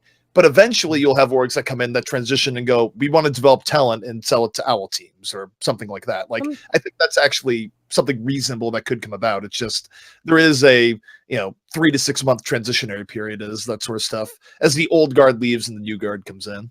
I'd be a little bit worried about that whole, these minor league players basically having, or contenders players having these contracts. And just because like, you could have an organization that just holds them hostage. It's like, no, we don't want you to be able to get this guy. And it's like, we just want to hold him until like, maybe he makes our team, or, like we just don't want you to have them, periods. So that puts players in a crappy position too, so there's definitely good and bad things about it. Hopefully there'll be some things put in place so that the players, won't be in that kind of position. We've already seen it, right, in the community already. So I would hate to see players in that particular position trying to get into the OWL being held hostage in the minors. Well, but that would be part of the trade-off, right? Is that if you want a guaranteed salary so you can have time to make something your craft, you would sign with, say, a minor league team, and then part of the deal would be is that you wouldn't be able to immediately go, oh, I'm actually doing well now, I'm just gonna peace out and sign with whatever team I want. Like, that's part of the give and take. If you want a salary team, they also get the ability to sell your contract. You could also definitely just upfront ask for your buyout number to be public and abide by it and stuff. To that point, I don't think anybody's going to be signing. If there's going to be lessons learned from this particular signing window, it's going to be don't sign any contracts that don't, have a clause about when the Owl signing window starts, because there's been a lot of contract jail going around. I think players are so dumb with signing contracts. Even me, when I signed my Cloud9 contract at first, like, we were all so stupid. We didn't know anything about it. Yeah. Like, it's something you actually need to learn. Yeah, and some people are learning the hard way, and I hope people do their research next time. I would say, generally speaking, players tend to undervalue their worth when it comes to that, where you have people that haven't dealt with business before, don't know that. I mean, the way business works in a lot of fields is that you're not expected to generally accept the first contract that goes at you. Like, they offer a contract. There's going to be parts in there where you say, no, no, no. You take out those parts, you offer your revised contract, and you go from there. When people aren't experienced with business, and you have players that, generally they've lived their lives playing games, they haven't delved too much into the business world, they don't realize that that's how things go. And then they go to an org and they get their first contract and they go, oh my God, if I reject this or ask for an alteration, the deal is off, like everything's going to go away. This is my one chance. And, hopefully, as sort of KyKy and Flame alludes here, I do think that there is knowledge that's getting out there, and hopefully people will be smarter. People still sign bad contracts. It happens all the time, but there are more resources and there is more knowledge going out there about, hey, get a lawyer, protect yourself. You don't have to accept the very first offer you get. You have value and worth as a player. I mean, that's why players have agents too. I mean, a lawyer, like if you just get some general lawyer, I mean, obviously they can read they can read over the document, make sure there's no crazy things in there, but still your worth is something that's based on the economics of the of the industry, right? And, it's not so much worth too. It's just like, forget the worth, like duration is so big, and like, whatever they can lock you into, and like that's like the really sketchy stuff. Like when it comes to the salaries, I don't know how many players got locked into bad salaries, but that was another. If you got locked into a bad salary for a long amount of time, then like you're in just like double awful jail in terms of like, I don't know. I think there were some teams that actually had like the terrible combination of like a 2-year contract 6 months ago for like $17.50 a month type of stuff, like just really short-sighted contracts. I think most of them people have been able to get out of them over time, and a lot of those orgs that did that are now out of it. But there were some like truly awful contracts that people signed in the hopes and dreams of being esports, and really good players too. People that completely undervalued themselves because they didn't know any better. Well, those day and ages seem to be, in the past, or at least for they're on the way out. Top players. Yeah, exactly. Well, let's talk about Kungarna a bit, given that they're one of the teams that said they disband, and we've had Michael's obviously been a topic of a lot of drama in the community, and Kyle and Michael had a little bit of banter that we saw on Twitter. But Michael definitely posted. He definitely had a post here that was explaining a little bit more into why he made certain decisions. In terms of the team, and some ways like why he was still playing. A lot of people just didn't think he should have been playing for the team and things like that. Overall, I guess what's your take? What's your take on Kungarna obviously disbanding, and then just Michael's whole I guess explanation, or just how he is running the team this whole time? So I'll just have a quick word here and let Flame and KyKy get into it. But okay. I think you have a really bad conflict when the objectively worst player on your team relative to other people in that role is also the team owner and can keep himself on the active playing roster. I don't think that's a great mix. And I mean, obviously you had a lot of circumstances go into that, but statistically and just honestly, if you used your eyes, Michael was not playing very well at all for Kungarna, and yeah, I can imagine that might cause tension internally.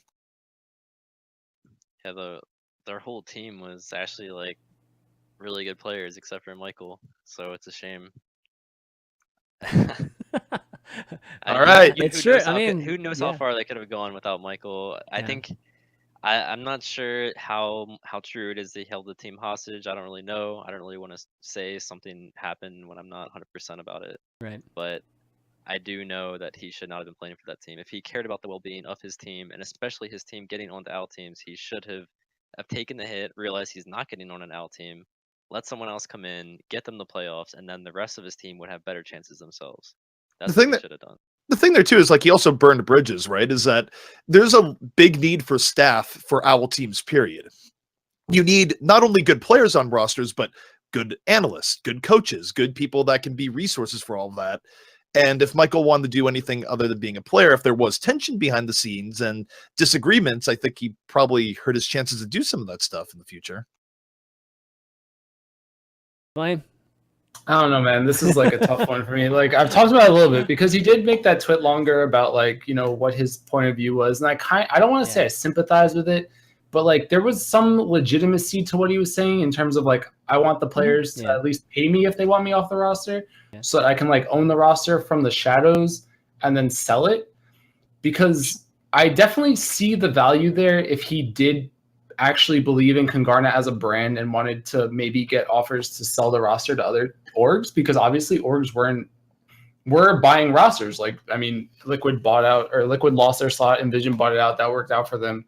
So if he was trying to take money from them so that he could make it, like get money out of it and like get his worth out of it, then I could see that being valuable.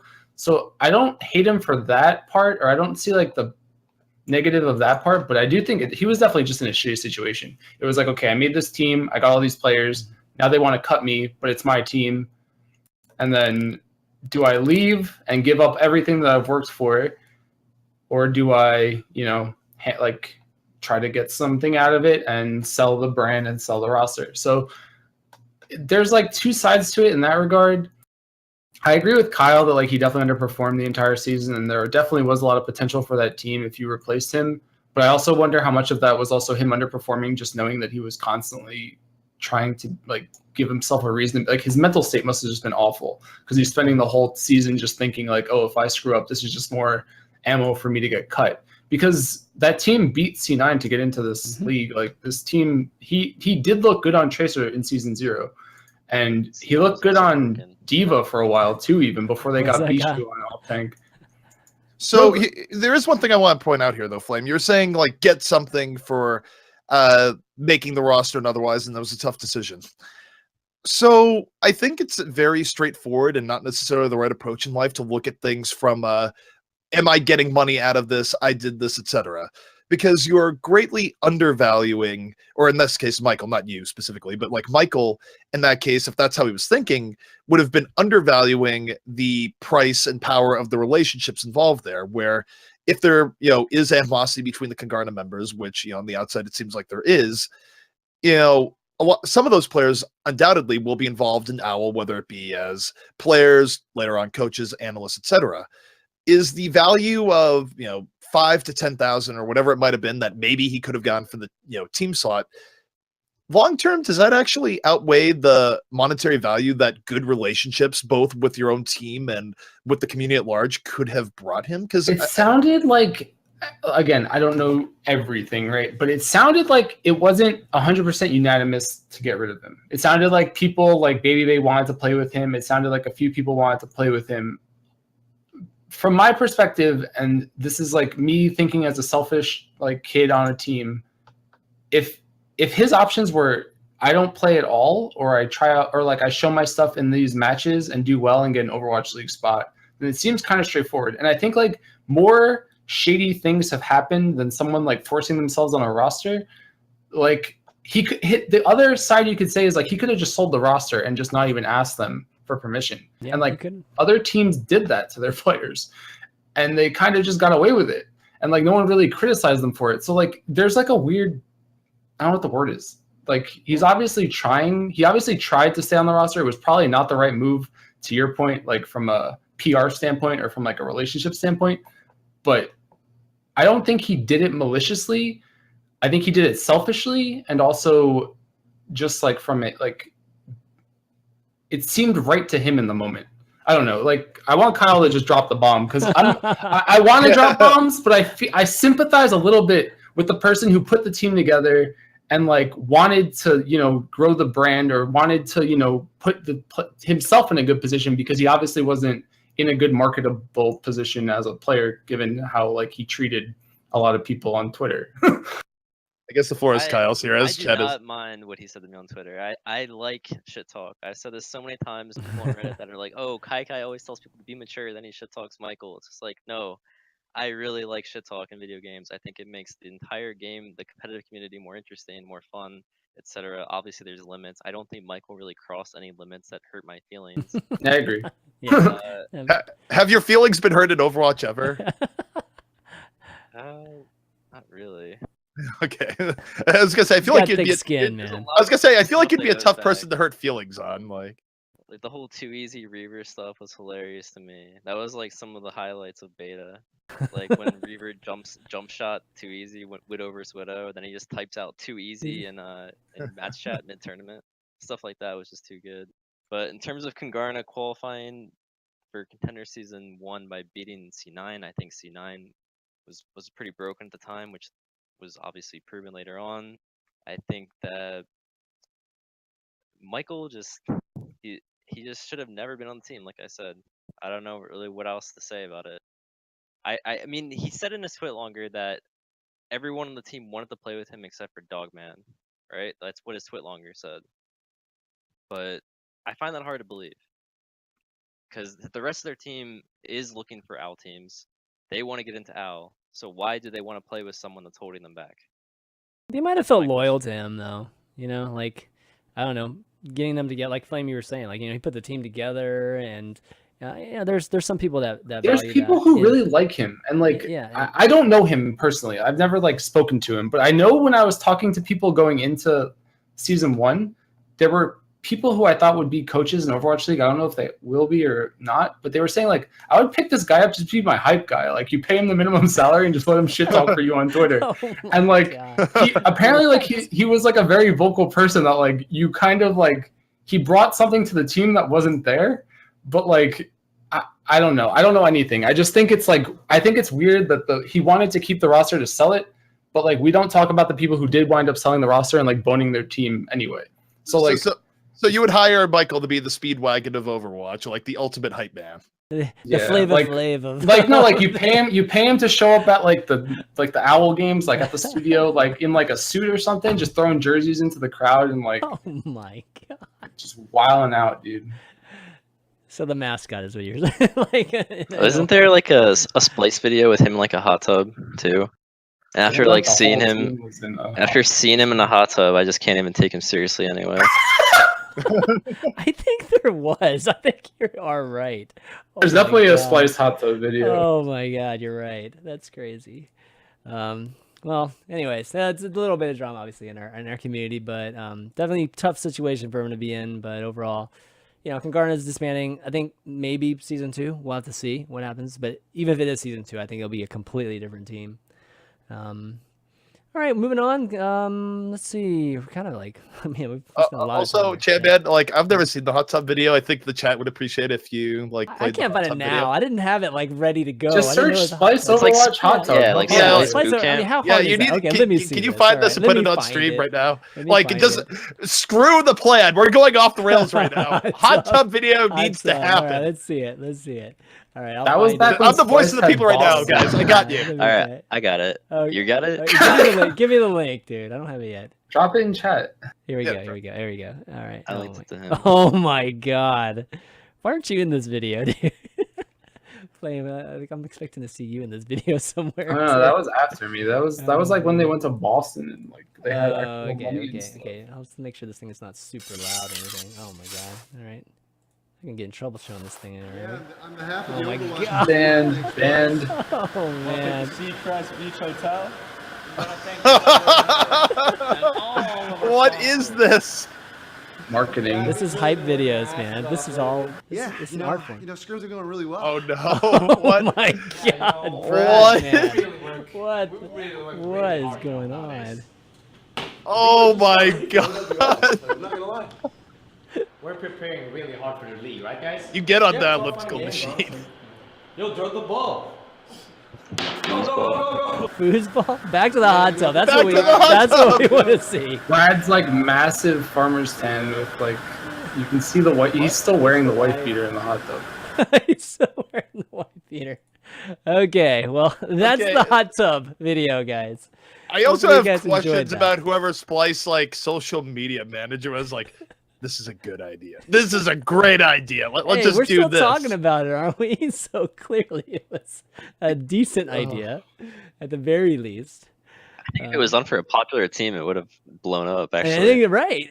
You guys would have done it, dude. If that was Taimu and Seagull. Okay, and okay, so Mickey, you don't wanna I mean, see that would Envy in a hot totally tub. be. Let's see Taimu in a hot tub. Harry, dude, the bear. I forget Harry cooking a bear? meatballs, man. We gotta see a whoa, hot tub. whoa, whoa. Harry cannot be a bear. He shaves his whole body. So. Oh my god. Does he really? Well, Does he he doesn't shave or shave it. wax? Somebody shaves it, right? He can't shave his back. His chest, his stomach, it's all fully shaven. He's a beautiful young boy. Keeping that keeping Free it of hair. fresh. Oh man, beautiful young boy. That's okay. All right, let's go through contenders, I guess, real quick. Week 6, final week. I think for the most part, everything that we were predicting happened. I mean, the Renegades match was definitely a lot closer than I thought it was going to be. It was a little bit scary there. Oh for god, that was the FNGFE. worst. So I was in the Oh, green man. room, and of course, like I root for FNRGFE. I love Matt. Like if they're doing well and I'm not casting, and I don't have to be unbiased, I will sit there and be like, "Go FNRGFE." Of course, everyone else in the green room was rooting heavily for Renegades because it would be hilarious if Renegades had won. So it's like me versus the entire green room, where Mod Team was just cackling like when Renegades is doing well. I'm just like, "Shit, this isn't good." And eventually, like I was feeling tired and under the weather. I'm just like, I'm just gonna go take a nap, and when I wake up, hopefully this long nightmare will be over, and FNRGFE will have gotten to the LA part, and they won't have gotten spoiled by Renegades. And thankfully, that is what occurred. So I still like to think I was just dreaming, but ugh. Yeah, it was scary at one point, man. It was 2-1, and I mean they took them to overtime, right? And what map was that? Was that? Are they, Ilios overtime. yeah, Ilias. Wait, which one? Ilios was the OT Was it map. Ilias overtime? Okay, yeah, maybe it was Ilias. But you know, NRG FE ended up coming back and winning 3-2, thankfully, and then ended up locking their position. They wouldn't have made the playoffs if they would have lost there, right? Like Rogue, I think, would have taken it, just based on the tiebreaker, I believe. So at least some type of drama there at the end. You know, making the last week at least pretty fun to watch. I mean, that was like the most fun match to watch I think I've seen in a while, even if it was like kind of clowny. But I think a lot of it was just like the patch kind of threw them off. Yeah. I mean, from my perspective anyway. Megachu made some crazy plays on Junkrat and Farah on Lijiang that like probably should never happen and probably would never we happen. kind of anticipated that last week. We just felt like Mango was going to do some crazy shit with it. Mangachu is a really good Pharah. I think he's one of the best. I just don't see what other heroes he's like putting on his resume right now. So, question in terms of, and this is interesting because there is a roster limit of 12.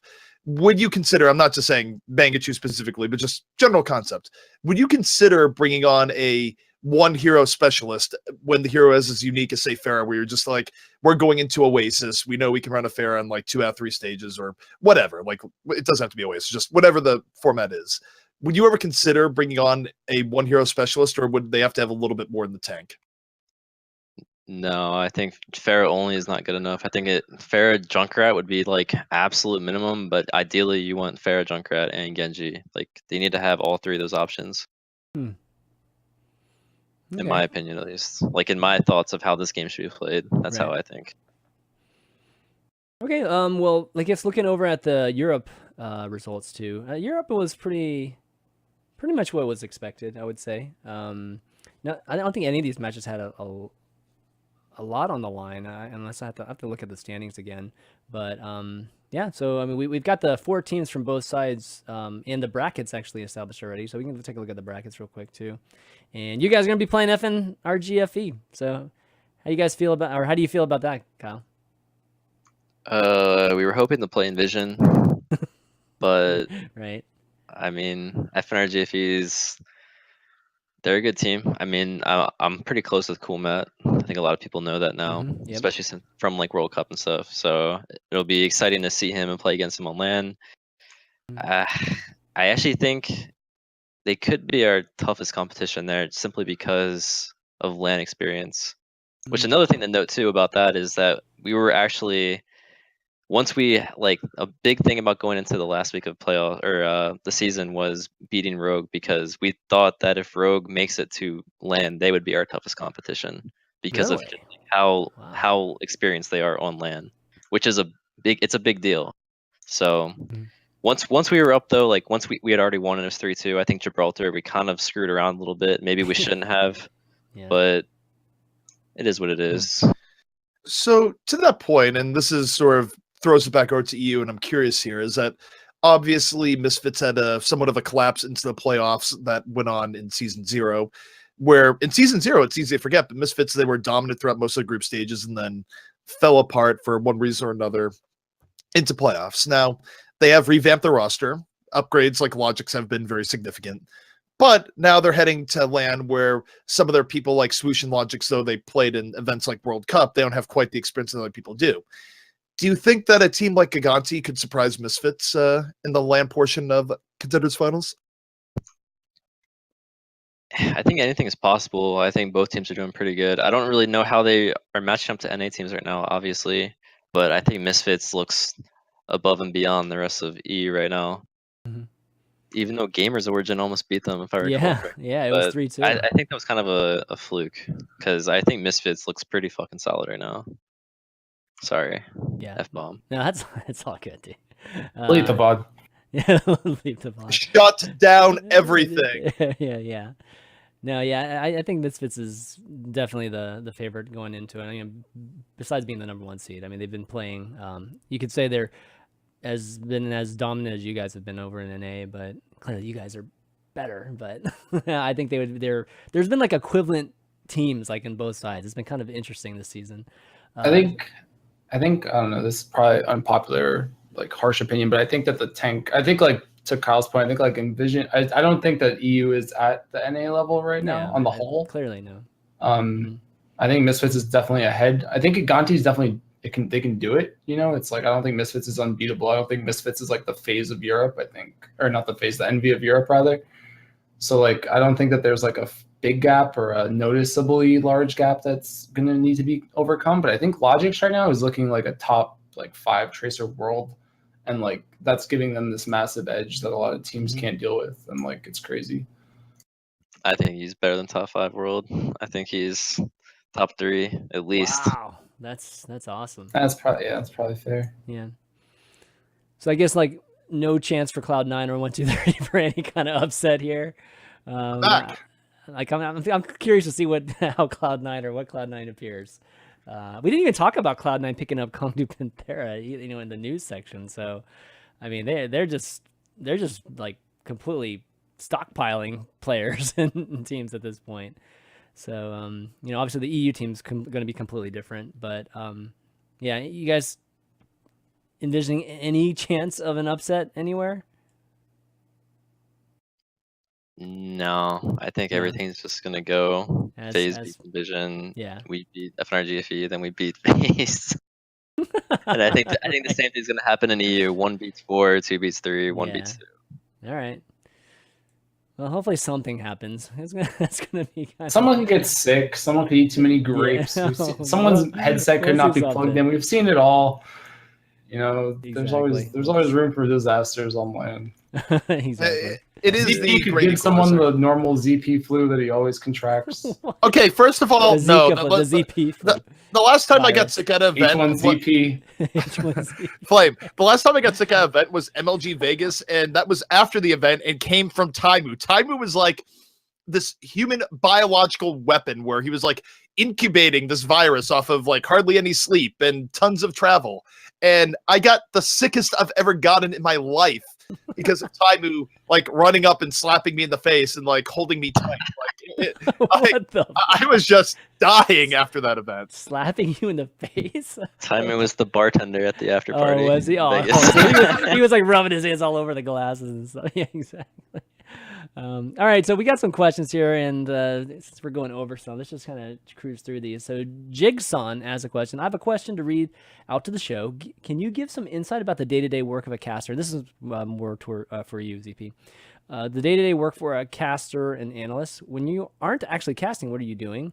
For ZP, how do you prepare for casting Overwatch Contender games, and do you have to do a lot of research beforehand? I mean, it depends on the teams that are playing and where the event is at, and if there's been meta changes or otherwise. There's certain points where if you expect a huge meta change in the game, I think it's pretty helpful to play the game more to get acquainted with it, in addition to watching VODs or getting the scrims earlier often.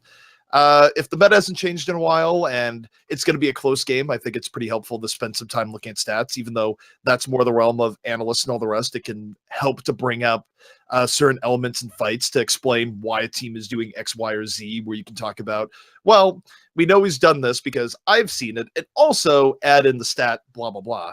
So for closer games. And then I would say the part where you probably do the least prep is when you've like week 4 of a consistent tournament, you've seen all the teams quite a few times, and you're watching like a number 1 team versus number 6 team. Those are probably the games that have the least prep involved, because not only have you seen a lot of all the teams involved so far, but you know, if you're to do stat comparisons or otherwise, you're going to see like one team just crushing the other. And at that point, you just rely on your base of knowledge.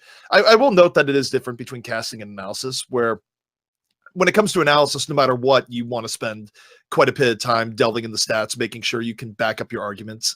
It's not just about saying something. It's always about being able to come up with the why as well. You don't want to be like, well, this team's looking good, and then just drop. Like, you need to say, well, this team is looking good because reason X, Y, Z. Like, always back up your points, and that's where research can help, particularly on the desk. Okay, cool. Earwax has a question, and maybe towards a Flame and KyKy here. Writing this after, I guess, listening to episode 75, what are your thoughts on a character with a cooldown reset mechanic? Maybe regular E ability would reset your target's cooldown, and say the ult could reset the whole team's cooldown. Reverse Sombra style, basically. Oh, what? So I can like double res now? Yeah, you can quadruple. Yeah, so I can quad res now? All right, so ignoring the current Mercy, like, What do you think about the Like general design? Zarya, that would be really good for Zarya. I don't know. That could just mess the whole balance of the game. Yeah, it's like a double ulting.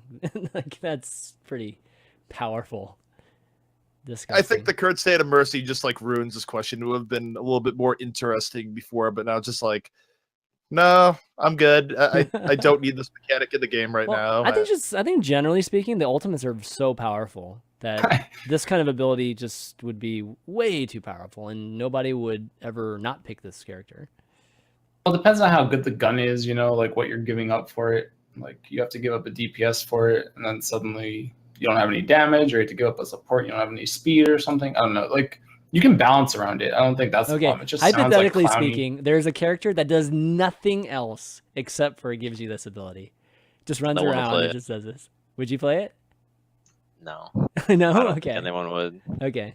Yeah. Just not. That's not quite. It would enough. just be providing like a basically a lesser version of that hero that it's giving the buff to, right? Like without a gun or without giving any damage. So I don't feel like that'd be good at all. Like it needs to have some type of like something else going for it too. I wouldn't hate like a hero that like there's this ability in Dota. It's like they gave it to Void where like if you use an ability, it like freezes your cooldowns, and like it's not a silence. It's just a like if you didn't use the spell yet, you can use it, but then your cooldown gets frozen, and any spell that you've used, the cooldown gets frozen too.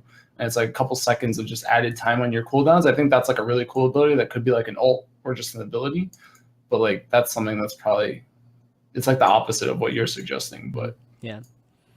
Okay. Well, the Me55, he actually has a couple questions, but the one that we didn't get to last week, I'm gonna ask that one first. I'm a writer, and I was wondering what expansion of the league and attention on the league, or oh wait, well he is. I guess he's just following the league.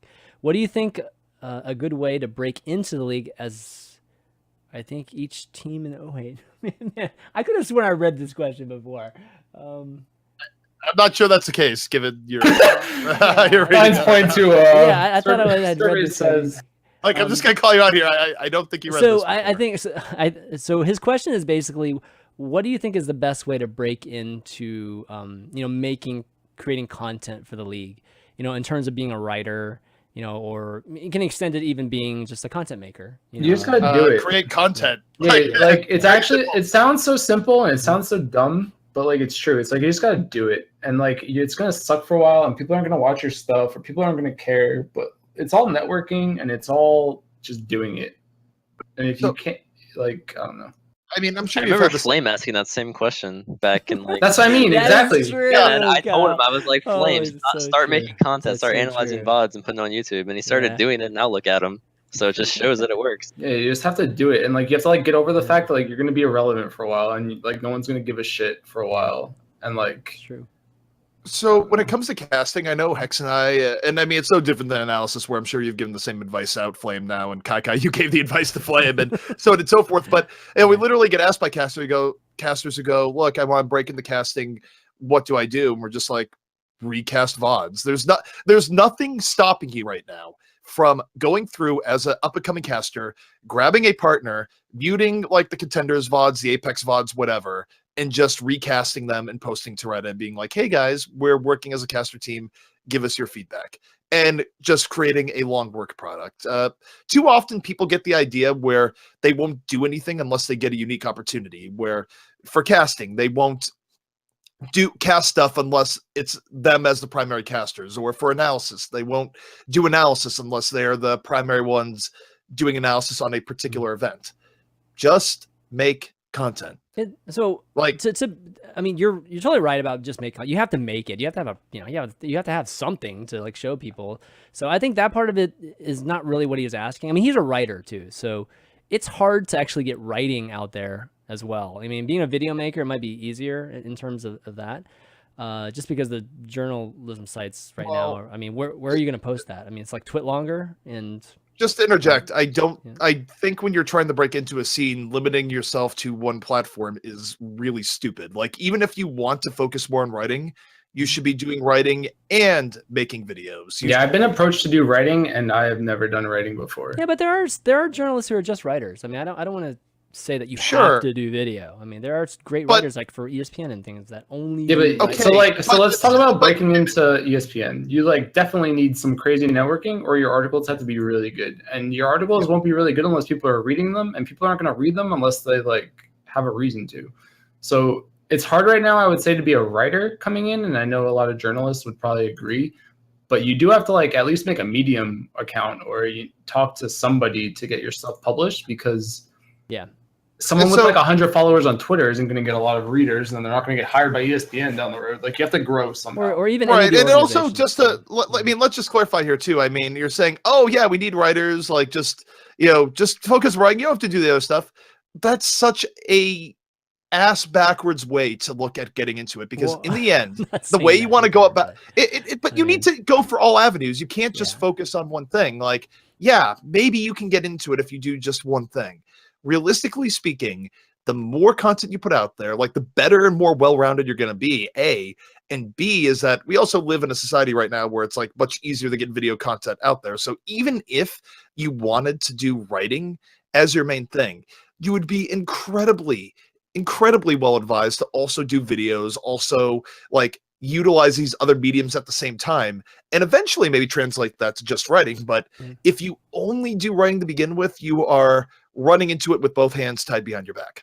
Well, one thing I'll say too is that, once you do have whatever you're going to be making, whether it's, a piece, like a written piece, or it's a video or whatever, if you get somebody that actually is very influential to like your work, that's going to help quite a bit too.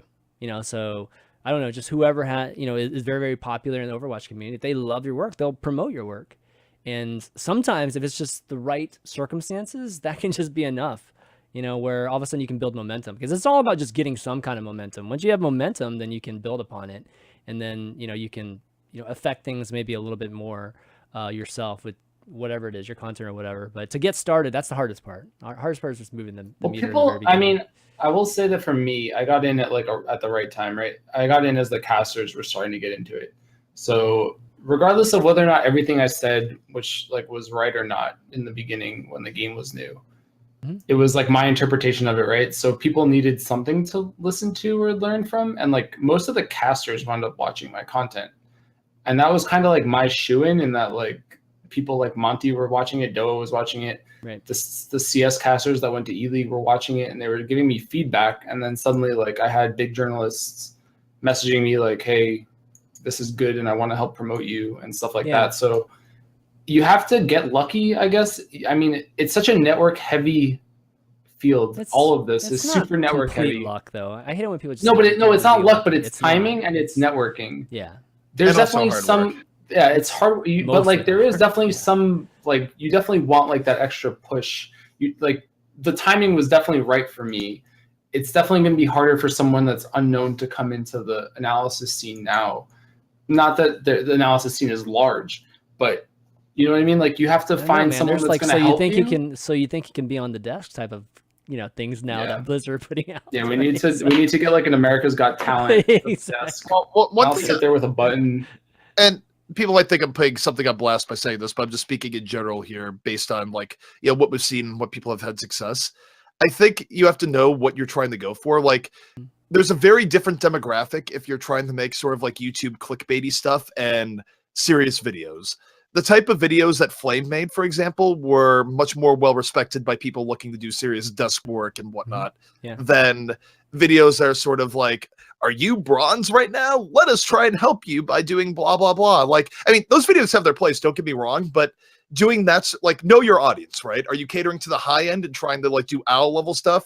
Or are you trying to cater to casual play? Because those are two very different audiences. Trying to do the catering to people that are just trying to learn, etc., is not necessarily going to help you get a broadcasting job when people look at, because it's not the target audience. Whereas if you're trying to get into high level analysis, that's where you want to do your breakdowns of NV versus FN or GFE or whatever. Right.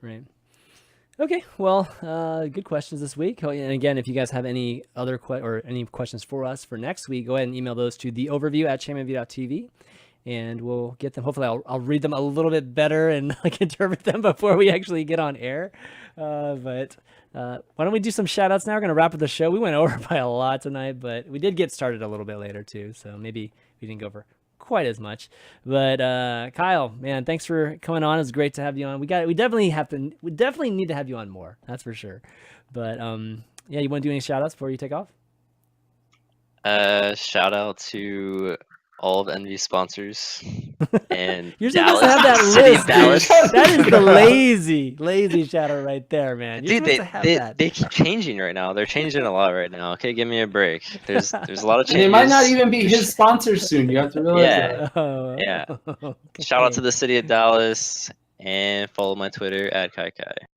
You forgot about shouting out to the hot tub video. Please end your shout outs. Dude. Stay away from the hot tub video. And be hot. So. All right, ZP, want to do shout outs? Shout outs, just follow me on Twitter at TempoZP. Definitely check out all the cool Overwatch content that's on the way. Overwatch Contenders Finals is coming up. You guys should check that out when it comes out. And yeah, I mean, just in general, cool times for Overwatch esports. Keep following it. Totally. Flame? I mean, shout out to everyone that I normally shout out on my Discord, everyone that's been supporting me thus far. There's a lot of cool stuff coming in, like, it's kind of nuts. I mean, me, ZP, Kyle, like, we're all kind of in front of it right now, but there's so much more that's, like, on the line right now that people understand, that people don't understand, rather. And I think the game's about to explode in a way that, like, nobody really thought it could, or at least I didn't at first. So it's kind of cool for me right now, just seeing, like, a year and a half ago, I was definitely, like, a big naysayer. And, like, seeing it come to fruition and like be real in front of me is kind of insane, and I think everyone should be excited about that. Yeah, dude, I remember a year and a half ago, you're just like, dude, it's so bad for this game that this Winston could just like leap on me and kill me as a McCree. Why can't I just like two-shot this guy? What the hell, Blizzard? Well, there was a time where like if you turned a corner as McCree, you got flashbang for like 2 seconds. Yep. And like you just weren't playing the game for 2 seconds. And I remember being so mad about that for so long. But no, the game's really come a long way. Good times. Yeah, back in the day. When you compare it to like a year and a half ago, it's actually insane how far the game has come. come. Absolutely. Just round things out. Thank the three of you guys for doing the show tonight, and everybody for staying up. If you're on the East Coast and watching, obviously, if you're a European, man, you're a hardcore fan there watching. But we'll have the VODs up on youtube.com/ChanManV, and you can find the overview as well as my other podcasts, Overwatchers in Value Town, over on iTunes as well as Google Play and SoundCloud.com/ChanManV. Just search for Overwatch, search for all those good things. If you like the podcast, leave us a 5-star review. It helps us a lot when people are looking up Overwatch podcasts. But that's going to be it, guys, for this show. So for KyKy, ZP, Flame, and myself, ChanManV, we'll see you next week.